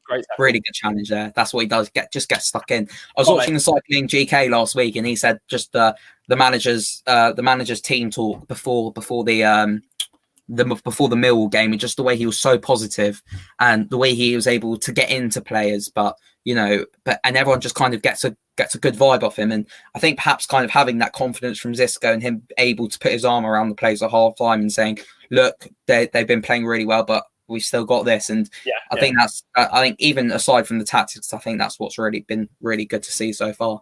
Absolutely, mate. Oh, what minute are you on, by the way? 57. 57. I'm on 57, 12, 13. Okay. So is that, did you just go to the Charlie Austin? Yeah. I just had the... It slowed down a bit, actually. I think we're pretty even now. The Cycling GK is the GOAT of YouTube. You know, to be fair, his video... I think we're better, to be fair, than the Cycling GK.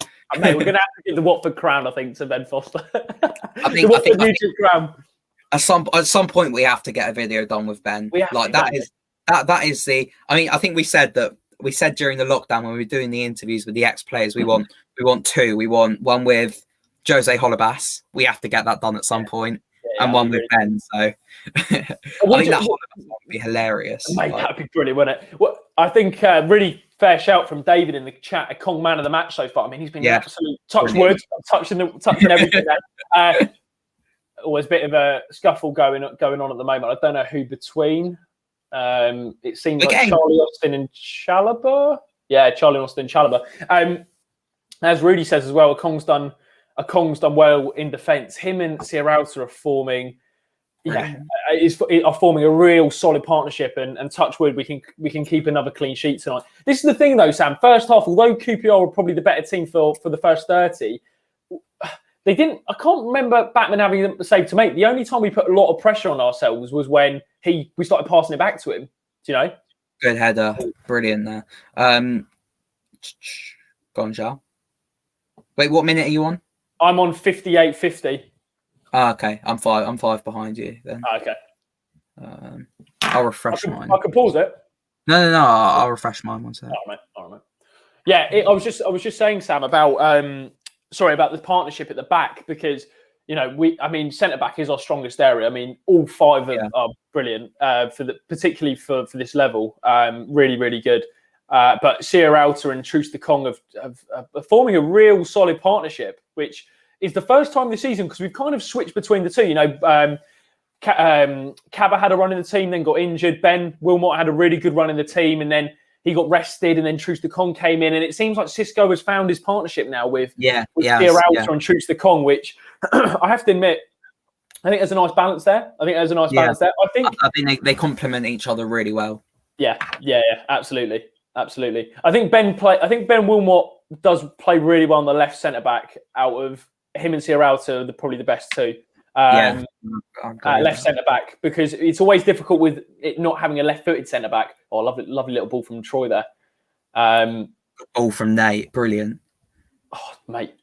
Right, go on, Mark. Unlucky that. Yeah, that's unlucky. Bit of a comfortable cross to collect for the keeper. It's almost a time for PZ7, Sam. Yeah, 60th minute. I imagine that there will be a sub in the next 5 minutes or so. That's generally the way that Xisco does things. That he likes to make his changes 60-65 minutes. Yeah. So. He does like to leave them a bit, doesn't he? He'll wait till about 65 minutes, won't he, to really make a change. I'm wondering who we'll see as sorry, my mind's gone blank. Is Andre on the bench or did he pick up an injury? Yeah, Andre's on the bench. I reckon we'll see Andre tonight. I reckon we'll see PZ7. I hope so, mate. I really want to see PZ7. He likes to take off. Well done, Troost. He likes to take off one of the centre halves when they're on a booking, so it wouldn't surprise me if Wilmot or Cathcart come on for Sierralta. Yeah. Perhaps on 80 minutes or so. I remember we questioned that. I think it was it the Barnsley game last week when we won 1-0 and he took off, maybe it was Sierralta with 5 minutes to go, and he brought on Cathcart for him, and we were like, it's a bit, because I always find it a bit weird when they change the back four, because it's fine if you changed kind of the fluidity in attack and whether you want to bring on a bit of pace, but change kind of the organisation in the back four is always a bit weird. So yeah. It definitely makes a difference, and it can kind of it can be difficult to balance. It actually can affect the whole balance of the team when you keep changing the centre back. So I think he's found his two, but I definitely think it's nothing against the other centre backs. I just think he's quite comfortable with the two. I mean, was that by Backman, that ball? That was a little bit wayward. He has that though in him because as good as this kicking is, he does have a couple where they're a bit like both him and Ben do though, don't they? They both. I mean, no keeper perfect, but Troy's done well. To be fair, I actually really like that. Release him. Oh, unlucky. Good bit of play from Troy there, winning the ball back and then playing it over to Ismaila. Really good play. That really good play.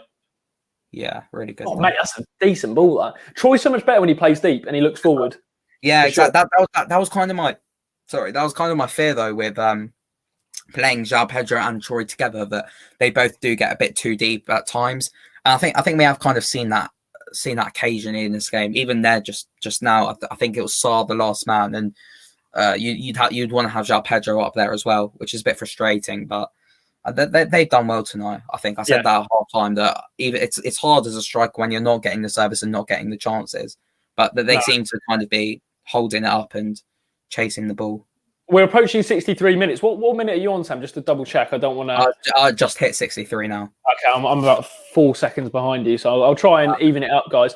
Just a reminder to everyone, as QPR tried to clear it down the left-hand side. Oh, lovely touch that from Charlie Austin. Lovely touch. Well done. Brilliant, Jez. Brilliant. Yeah, absolutely he's super. Really grown into this game, hasn't he? When we do the player ratings later on, I'm going to have to give Ngakia perhaps a higher rating than people say he deserves, simply because hopefully he carries on like this, but if he does, because he's playing out of position in somewhere where he's not as familiar at his younger age, and he's done so well so far tonight. Is he on side? Look that well off there. So. Absolutely. I think QPR were very aware of the changes as we mentioned quite a few times now about them playing it wide, and Watford have seemed to have identified that, and we pushed up a bit. Definitely, we pushed up a bit. Definitely. I think the goal was giving us confidence to press a little bit higher. 100 likes. Thank you to everyone who's watching. Charlotte's just put in the chat. Thank you so much to everyone. We really do appreciate the support and the fact you're loving these watch-alongs as well. So we really do appreciate it. And make sure you go and follow Sam on Twitter as well, at Sam_Uko. Give him a follow because he does some. I'm nearly at 1,000 followers as well. So it's the shout-outs, mate. We're chucking the shout-outs over and people are following. Let's get Sam to 1,000. Come on, guys, give him a follow now. Yeah, let's do it. But yeah, so we're 65 minutes played now, Sam. 64 and a half, approaching 65. Watford have looked a lot better in the second half, I think. Much better. It could be our shape's pretty good. The Shaw's pushing up a bit further. Is it time for a change though, do you think? Yeah, I think we need to kind of freshen something up, perhaps in the middle as well. I think from what the Bournemouth fan was saying on the live stream yesterday, I think this is the sort of game where you'd want to bring on Dan Gosling actually. from the sounds of it. I think it's really difficult now because QPR are trying to attack us, and it's about whether we now try and get back on the front foot, which I think we kind of need to, or whether we try and freshen up the midfield and the back line. So I'd probably mix it up a bit. I'd probably bring on PZ7 perhaps for... it's close there. We're about the same now, thankfully. Well, yeah. We've got 65-30 now. So yeah. I'd probably bring on PZ7 for probably Cleverley, actually. Yeah, who would you guys bring on? We got in the chat. We've got cheers, David. Enable super chats and a few quid. The knowledge and content deserves it. Oh, great, David. Appreciate that. Thank you so much. With 2 subs being made by Sama and Andre Gray coming on for drumroll, please. Sorry, Ken Sema coming on for Hughesy. Hughesy, that's a weird move. That's weird. What, you would have tucked him in the middle? Yeah, I was taking Cleverley off. Nothing against Cleverley, but it's got. Tell you what though, just before yeah, that's not surprising, but really good to see Ken Sema back. I know he's having another short spell out of the team. I think at the start of the season he was absolutely on fire, and then he's kind of dropped off when he was having his time out of the team for whatever reason that was. We don't know, confirmed obviously. And he actually had another spell out now, so hopefully he can be back to the earlier form of Ken Sema we saw this season. Frustrating that Zinkenagel not on the pitch, Sam. I think we can't. Really frustrating. I think the problem is, as a substitute, it's very difficult to make an impression with 15 minutes. He did really well at Manchester United. I would have done PZ for Cleverley. I know someone's just said that in the comments. I mean, I would have done that and moved Hughesy over to the middle. I think Hughes is the sort of player you just need to get stuck in these sorts of games. That's nothing against Don Cleverley. Brilliant. Go on, Ken. Go on, Ken. Oh, he's got Andre in the middle. He's got Andre in the middle. I didn't want to be too negative there, but when we got Andre Gray in the middle by himself, I don't want having an impact within seconds. PZ7 won't get a look in with him back. Wouldn't surprise me. I don't understand though why they're trying to manage his minutes. I understood at the start that his season out in, I always get confused, Denmark or Norway. Which one was it? So he's Danish, but he played in Norway. Yeah, it's so confusing those. And his season just finished out there, so they were trying to manage his minutes originally, but now he needs to hopefully get some minutes. Yeah. I think I was going to say Sen Kema. Ken Sema. He's QPR starting to get better. Brilliant. Ken Sema is one of those players who needs to run of the side. I don't think it helps him when he's kind of coming in and out. When we saw the best of Ken Sema this season, when he had a run in the side on a Vladimirovic, and he's one of those players. He does definitely need a run, but I think early days, but I think what Ken maybe offers you that Zinkenagel doesn't. Now, I haven't seen a lot of Zinkenagel, but maybe Ken's probably slightly better defensively because he played at left wing back. Brilliant. Brilliant defending from Sierralta there. Absolutely massive tackle. It's those moments. That's nervy, as Philip says. That was nervy.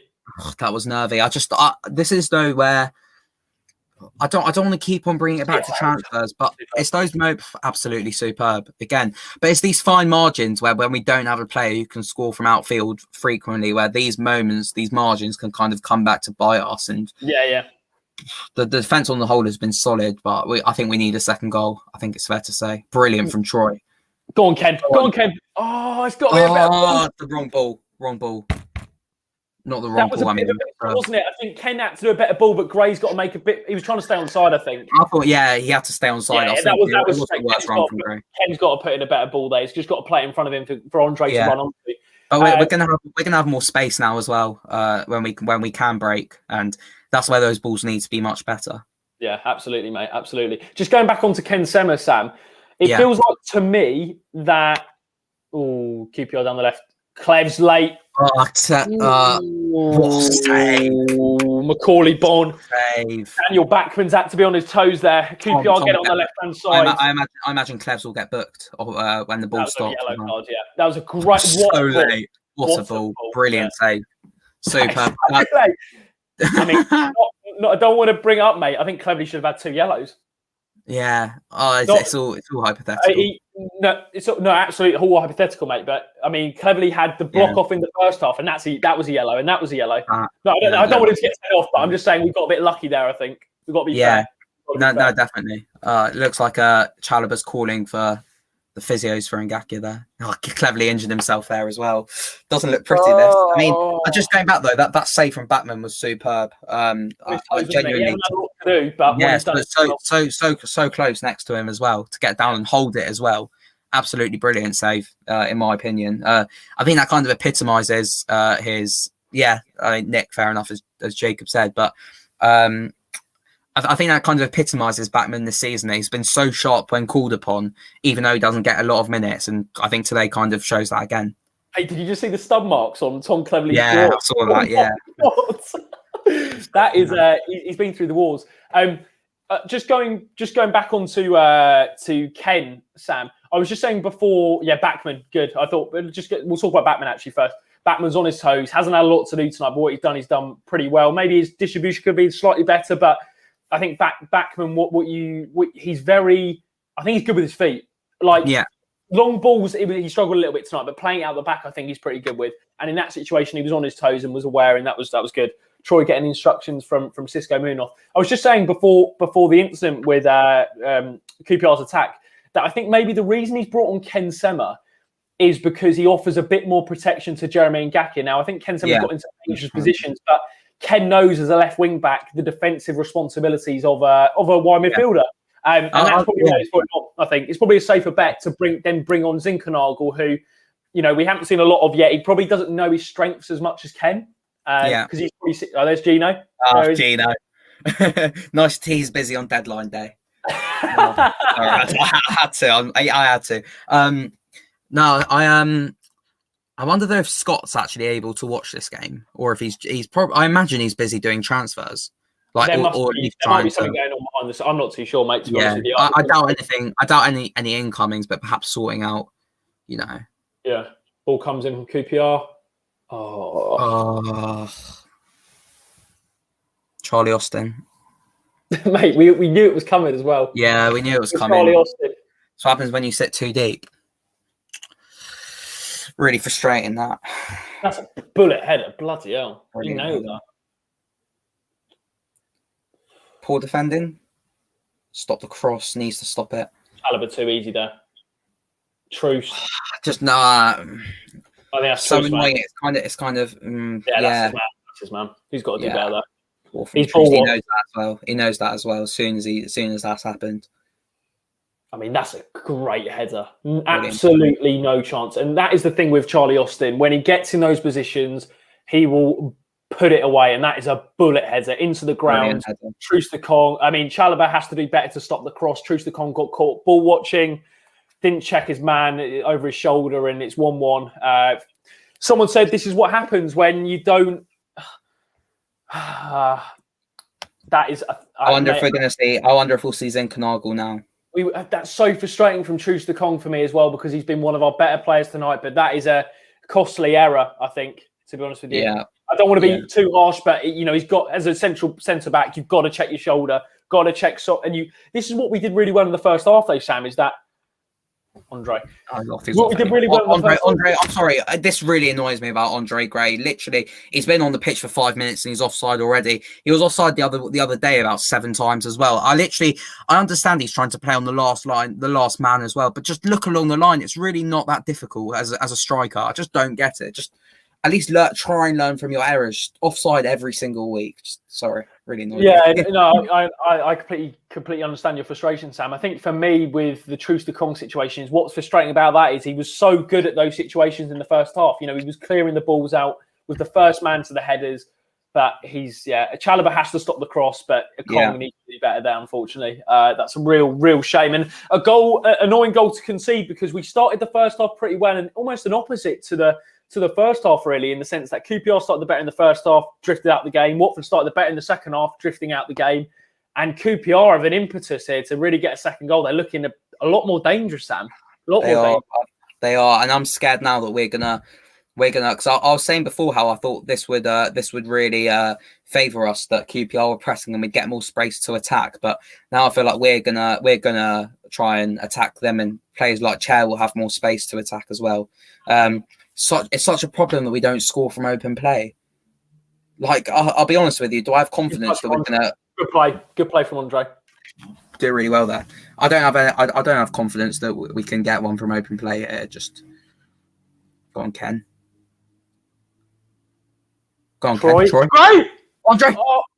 Tom. Tom! Bodies on the line. Bodies on the line. And literally, just as I said as well, I don't have confidence we'll score from open play.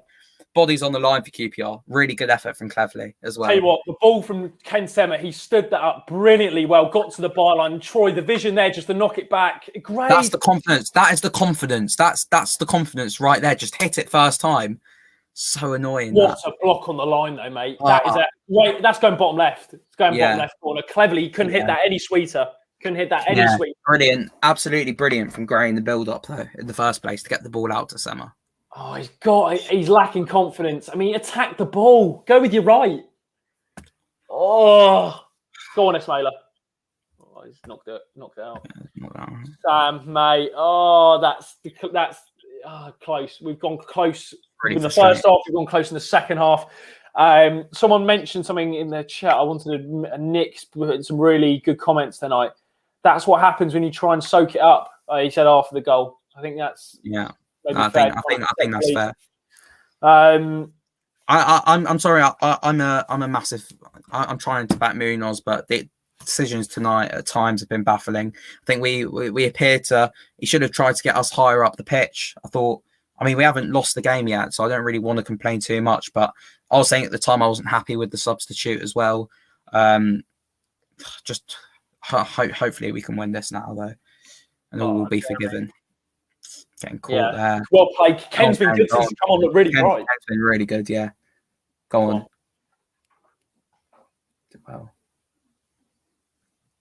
he's looking much more like the Ken Sema of earlier this season. Yeah, Ken's looking good since he's come on.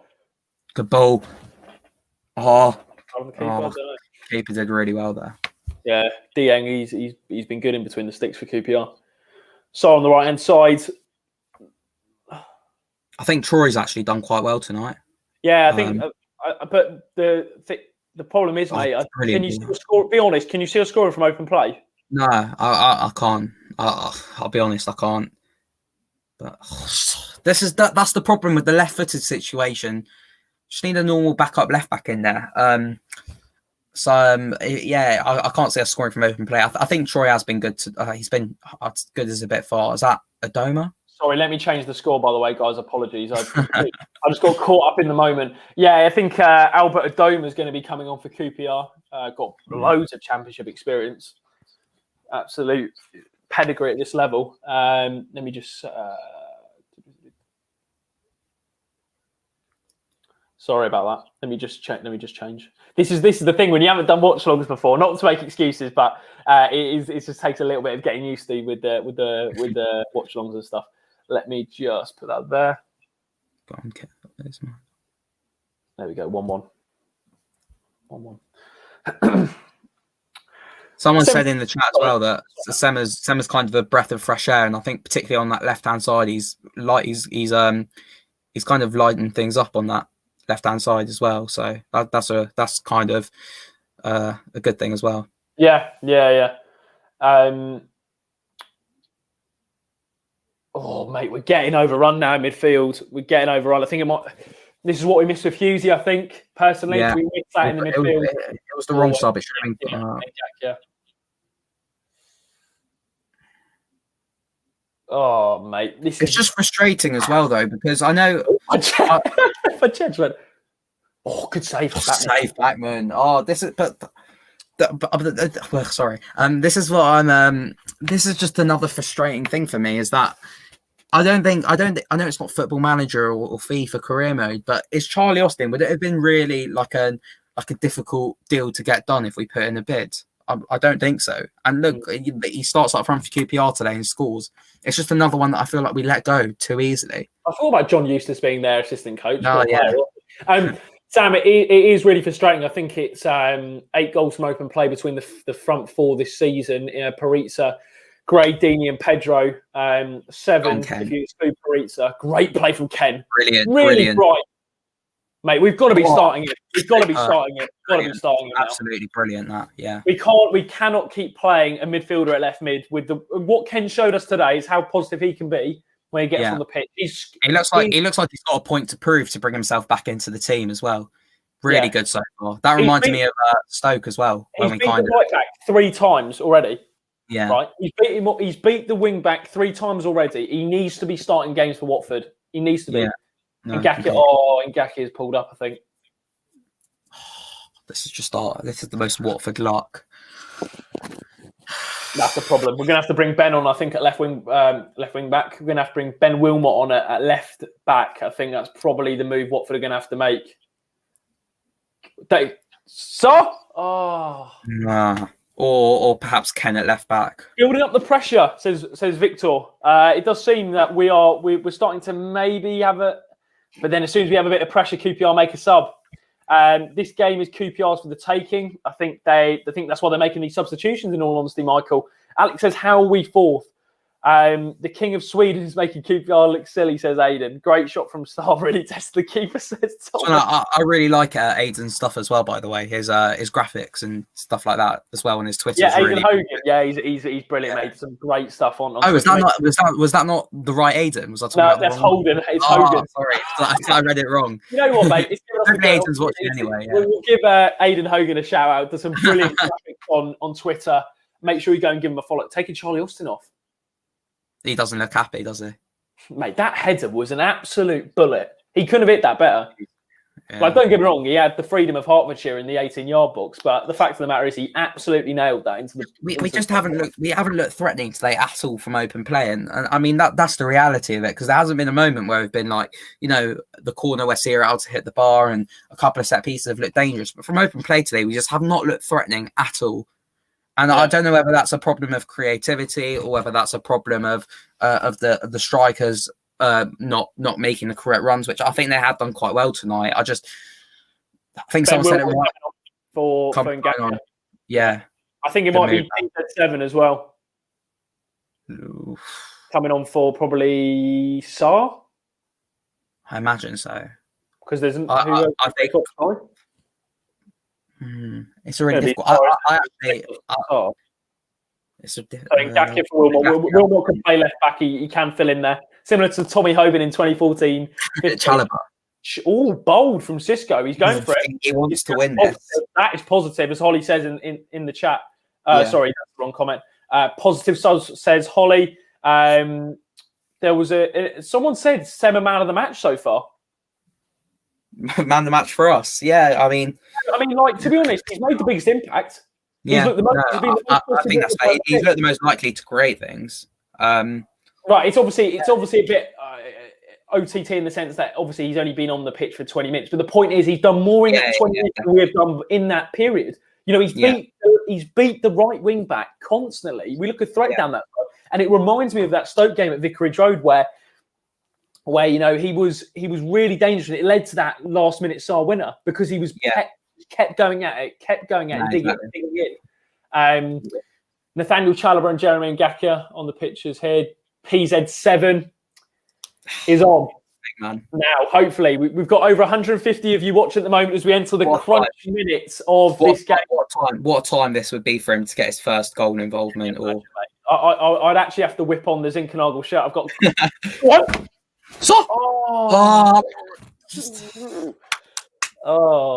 Just a tiny bit. That was annoying. As I said, we're approaching 85 minutes here on the WD18 Watchalong. It's Watford 1, QPR 1. It's getting nervy. Someone thinks it's squeaky bum time. I think it is. This game I think there's a goal in it, Sam. I'm going to say it now. I think there's got a goal in it, and I think it could go either way. Good turn from the my fear is that we're going to perhaps take perhaps I'm not saying taking Chalobah off was the wrong move, but just while We have no QPR. protection. Bit bizarre. They've taken good block from Truce. I'll tell you what I find bizarre, Sam. Tom Cleverley on a yellow card, isn't it? Yeah. And he's taking think Chalobah off. Yeah, no, it's a weird one. I think as well because perhaps Cleverley's better at driving the ball forward. But this is my fear now, though, that we've taken off a defensive midfielder or a defensively minded midfielder, and we're bringing on attacking players. And if we win this game, then we're all going to say it was a good move from Xisco. He was positive. And if we end up losing this, then we're going to blame Xisco for taking off our defensive minded players. So it's all hindsight at this point. I like it though. I think it shows positivity from Xisco. Yeah, I think it does. The only thing I would say is, though, it seems like he's going for it. But why is there not this intent from the start? Yeah, no, exactly. You know I think it just feels like we have to kind of give it 60 minutes, then see how the game's going, and then we'll go, come on, Sam, it feels like we don't start the games with the right intent, maybe, in these sort of ones. Because we let QPR go into the game in that first half an hour, and we haven't really taken a control of the game. This is nothing against Xisco, but when he came in, I don't know if you remember that the club statement, and they stressed this attacking philosophy that he had, where he just wants to attack, and we haven't seen that so far. And it's becoming more apparent that he wants to counter attack teams, and he wants to perhaps soak up more pressure than we put on. And I suppose it's frustrating, but we have to. This is a must-win game. I think we said it beforehand, and it's 2 points dropped. I don't really care what anyone else says. Well, I think to be honest, mate, any game in the chat, I have to admit, mate, there's the top six. You probably look at and you go, you take a point, but any team outside the top six, you've got to go. We need to be winning it. I said this. That I said I'll bring it back to the run-in. That between now and the last 8 games, we should be winning all of these games, with the exception of maybe Bournemouth away, where we settle for a point, or if we lose, it's not the end of the world. But we have to be winning all these other games. And today we haven't really looked like winning. I know we went 1-0 up, but it was just poor throughout most of it. I mean, I was positive in the first half because I thought we got better and grew into the game. And obviously we started off the second half kind of in the same kind of vein of form, but we've really dropped off since we scored that goal. And look how deep Troy is. Yeah, It's almost based in the mid now. I have to admit, I do find it. But I think as soon as it's not the fact Zinchenko's come on; it's the fact he's come on for Chalobah. I really do believe you can't. Like Cleverley is on a yellow card, and he's basically having to do the defensive work of that. And it's not. It's the players, like he's brought on Zinchenko, and it's reduced the balance in the midfield for me. That's not to do with Zinchenko, but as soon as you put in a winger into central midfield, who I know he could play centrally, but the point is we don't have a balance in that central midfield area, Sam. For me, that's a bit bizarre. In all honesty, I know we're trying to go for the game, but then it's really weird. And that is bizarre. I think this guy's taking Hughes off, mate. Yeah, it's a weird one. I think QPR have been more than worth the point today as well. I think they've been really good. Would you say they've been the better team? Yeah, I'd say they've been the better team. Yeah, particularly for their standards as well. I think we've had the better chances, but they've probably. Yeah, I think they've been much better since we played them at the start of the season, and that's probably because they've got that focal point up top in Charlie Austin. Yeah.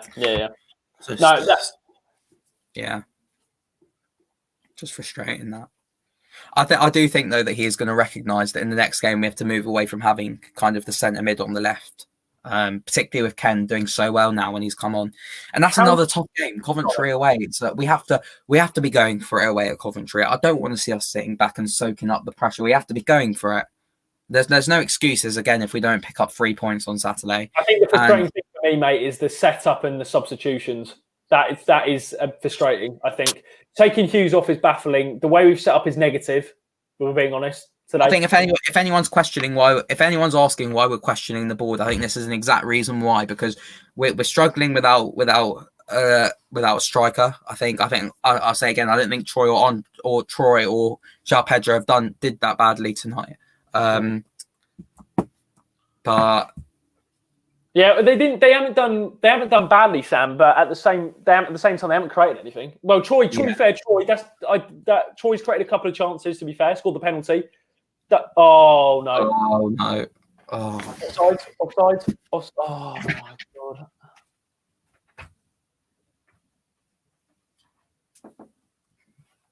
I mean, it was coming, wasn't it? Unbelievable. I cannot. I knew. What did I say, Sam? I said there was another goal in it. I'm sorry, I'm fuming. I'm actually fuming. That tonight is not good enough at all.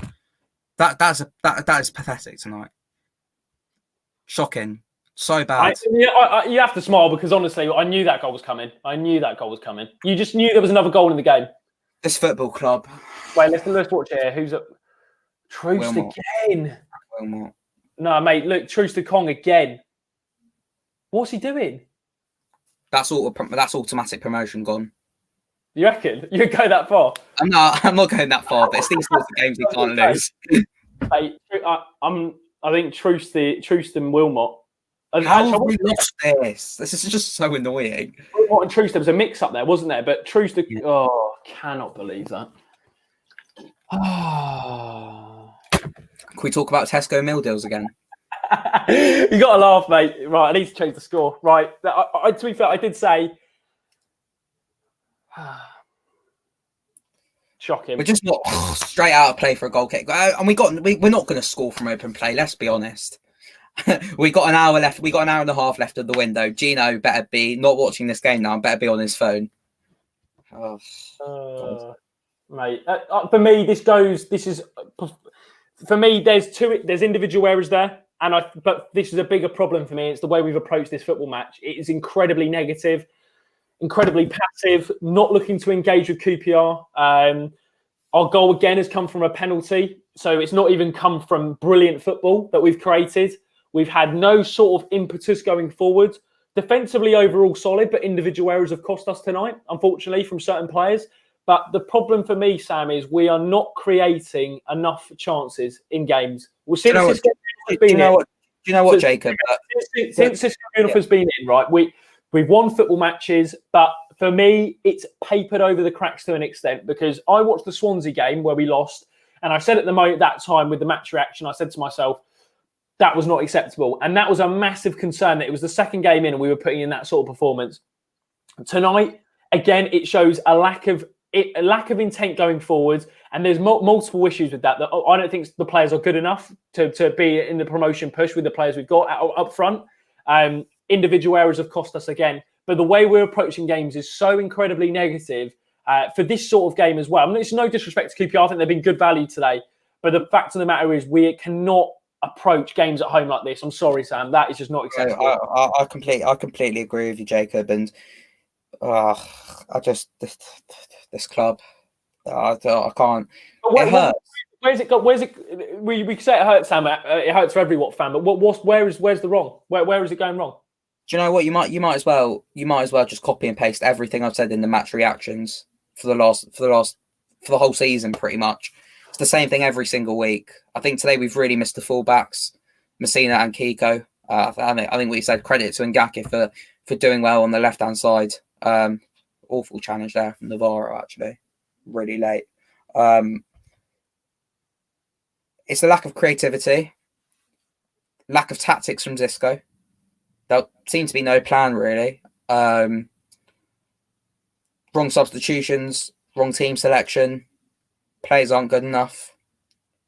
Haven't created a chance from open play this game, really. It's pathetic, to be honest with you.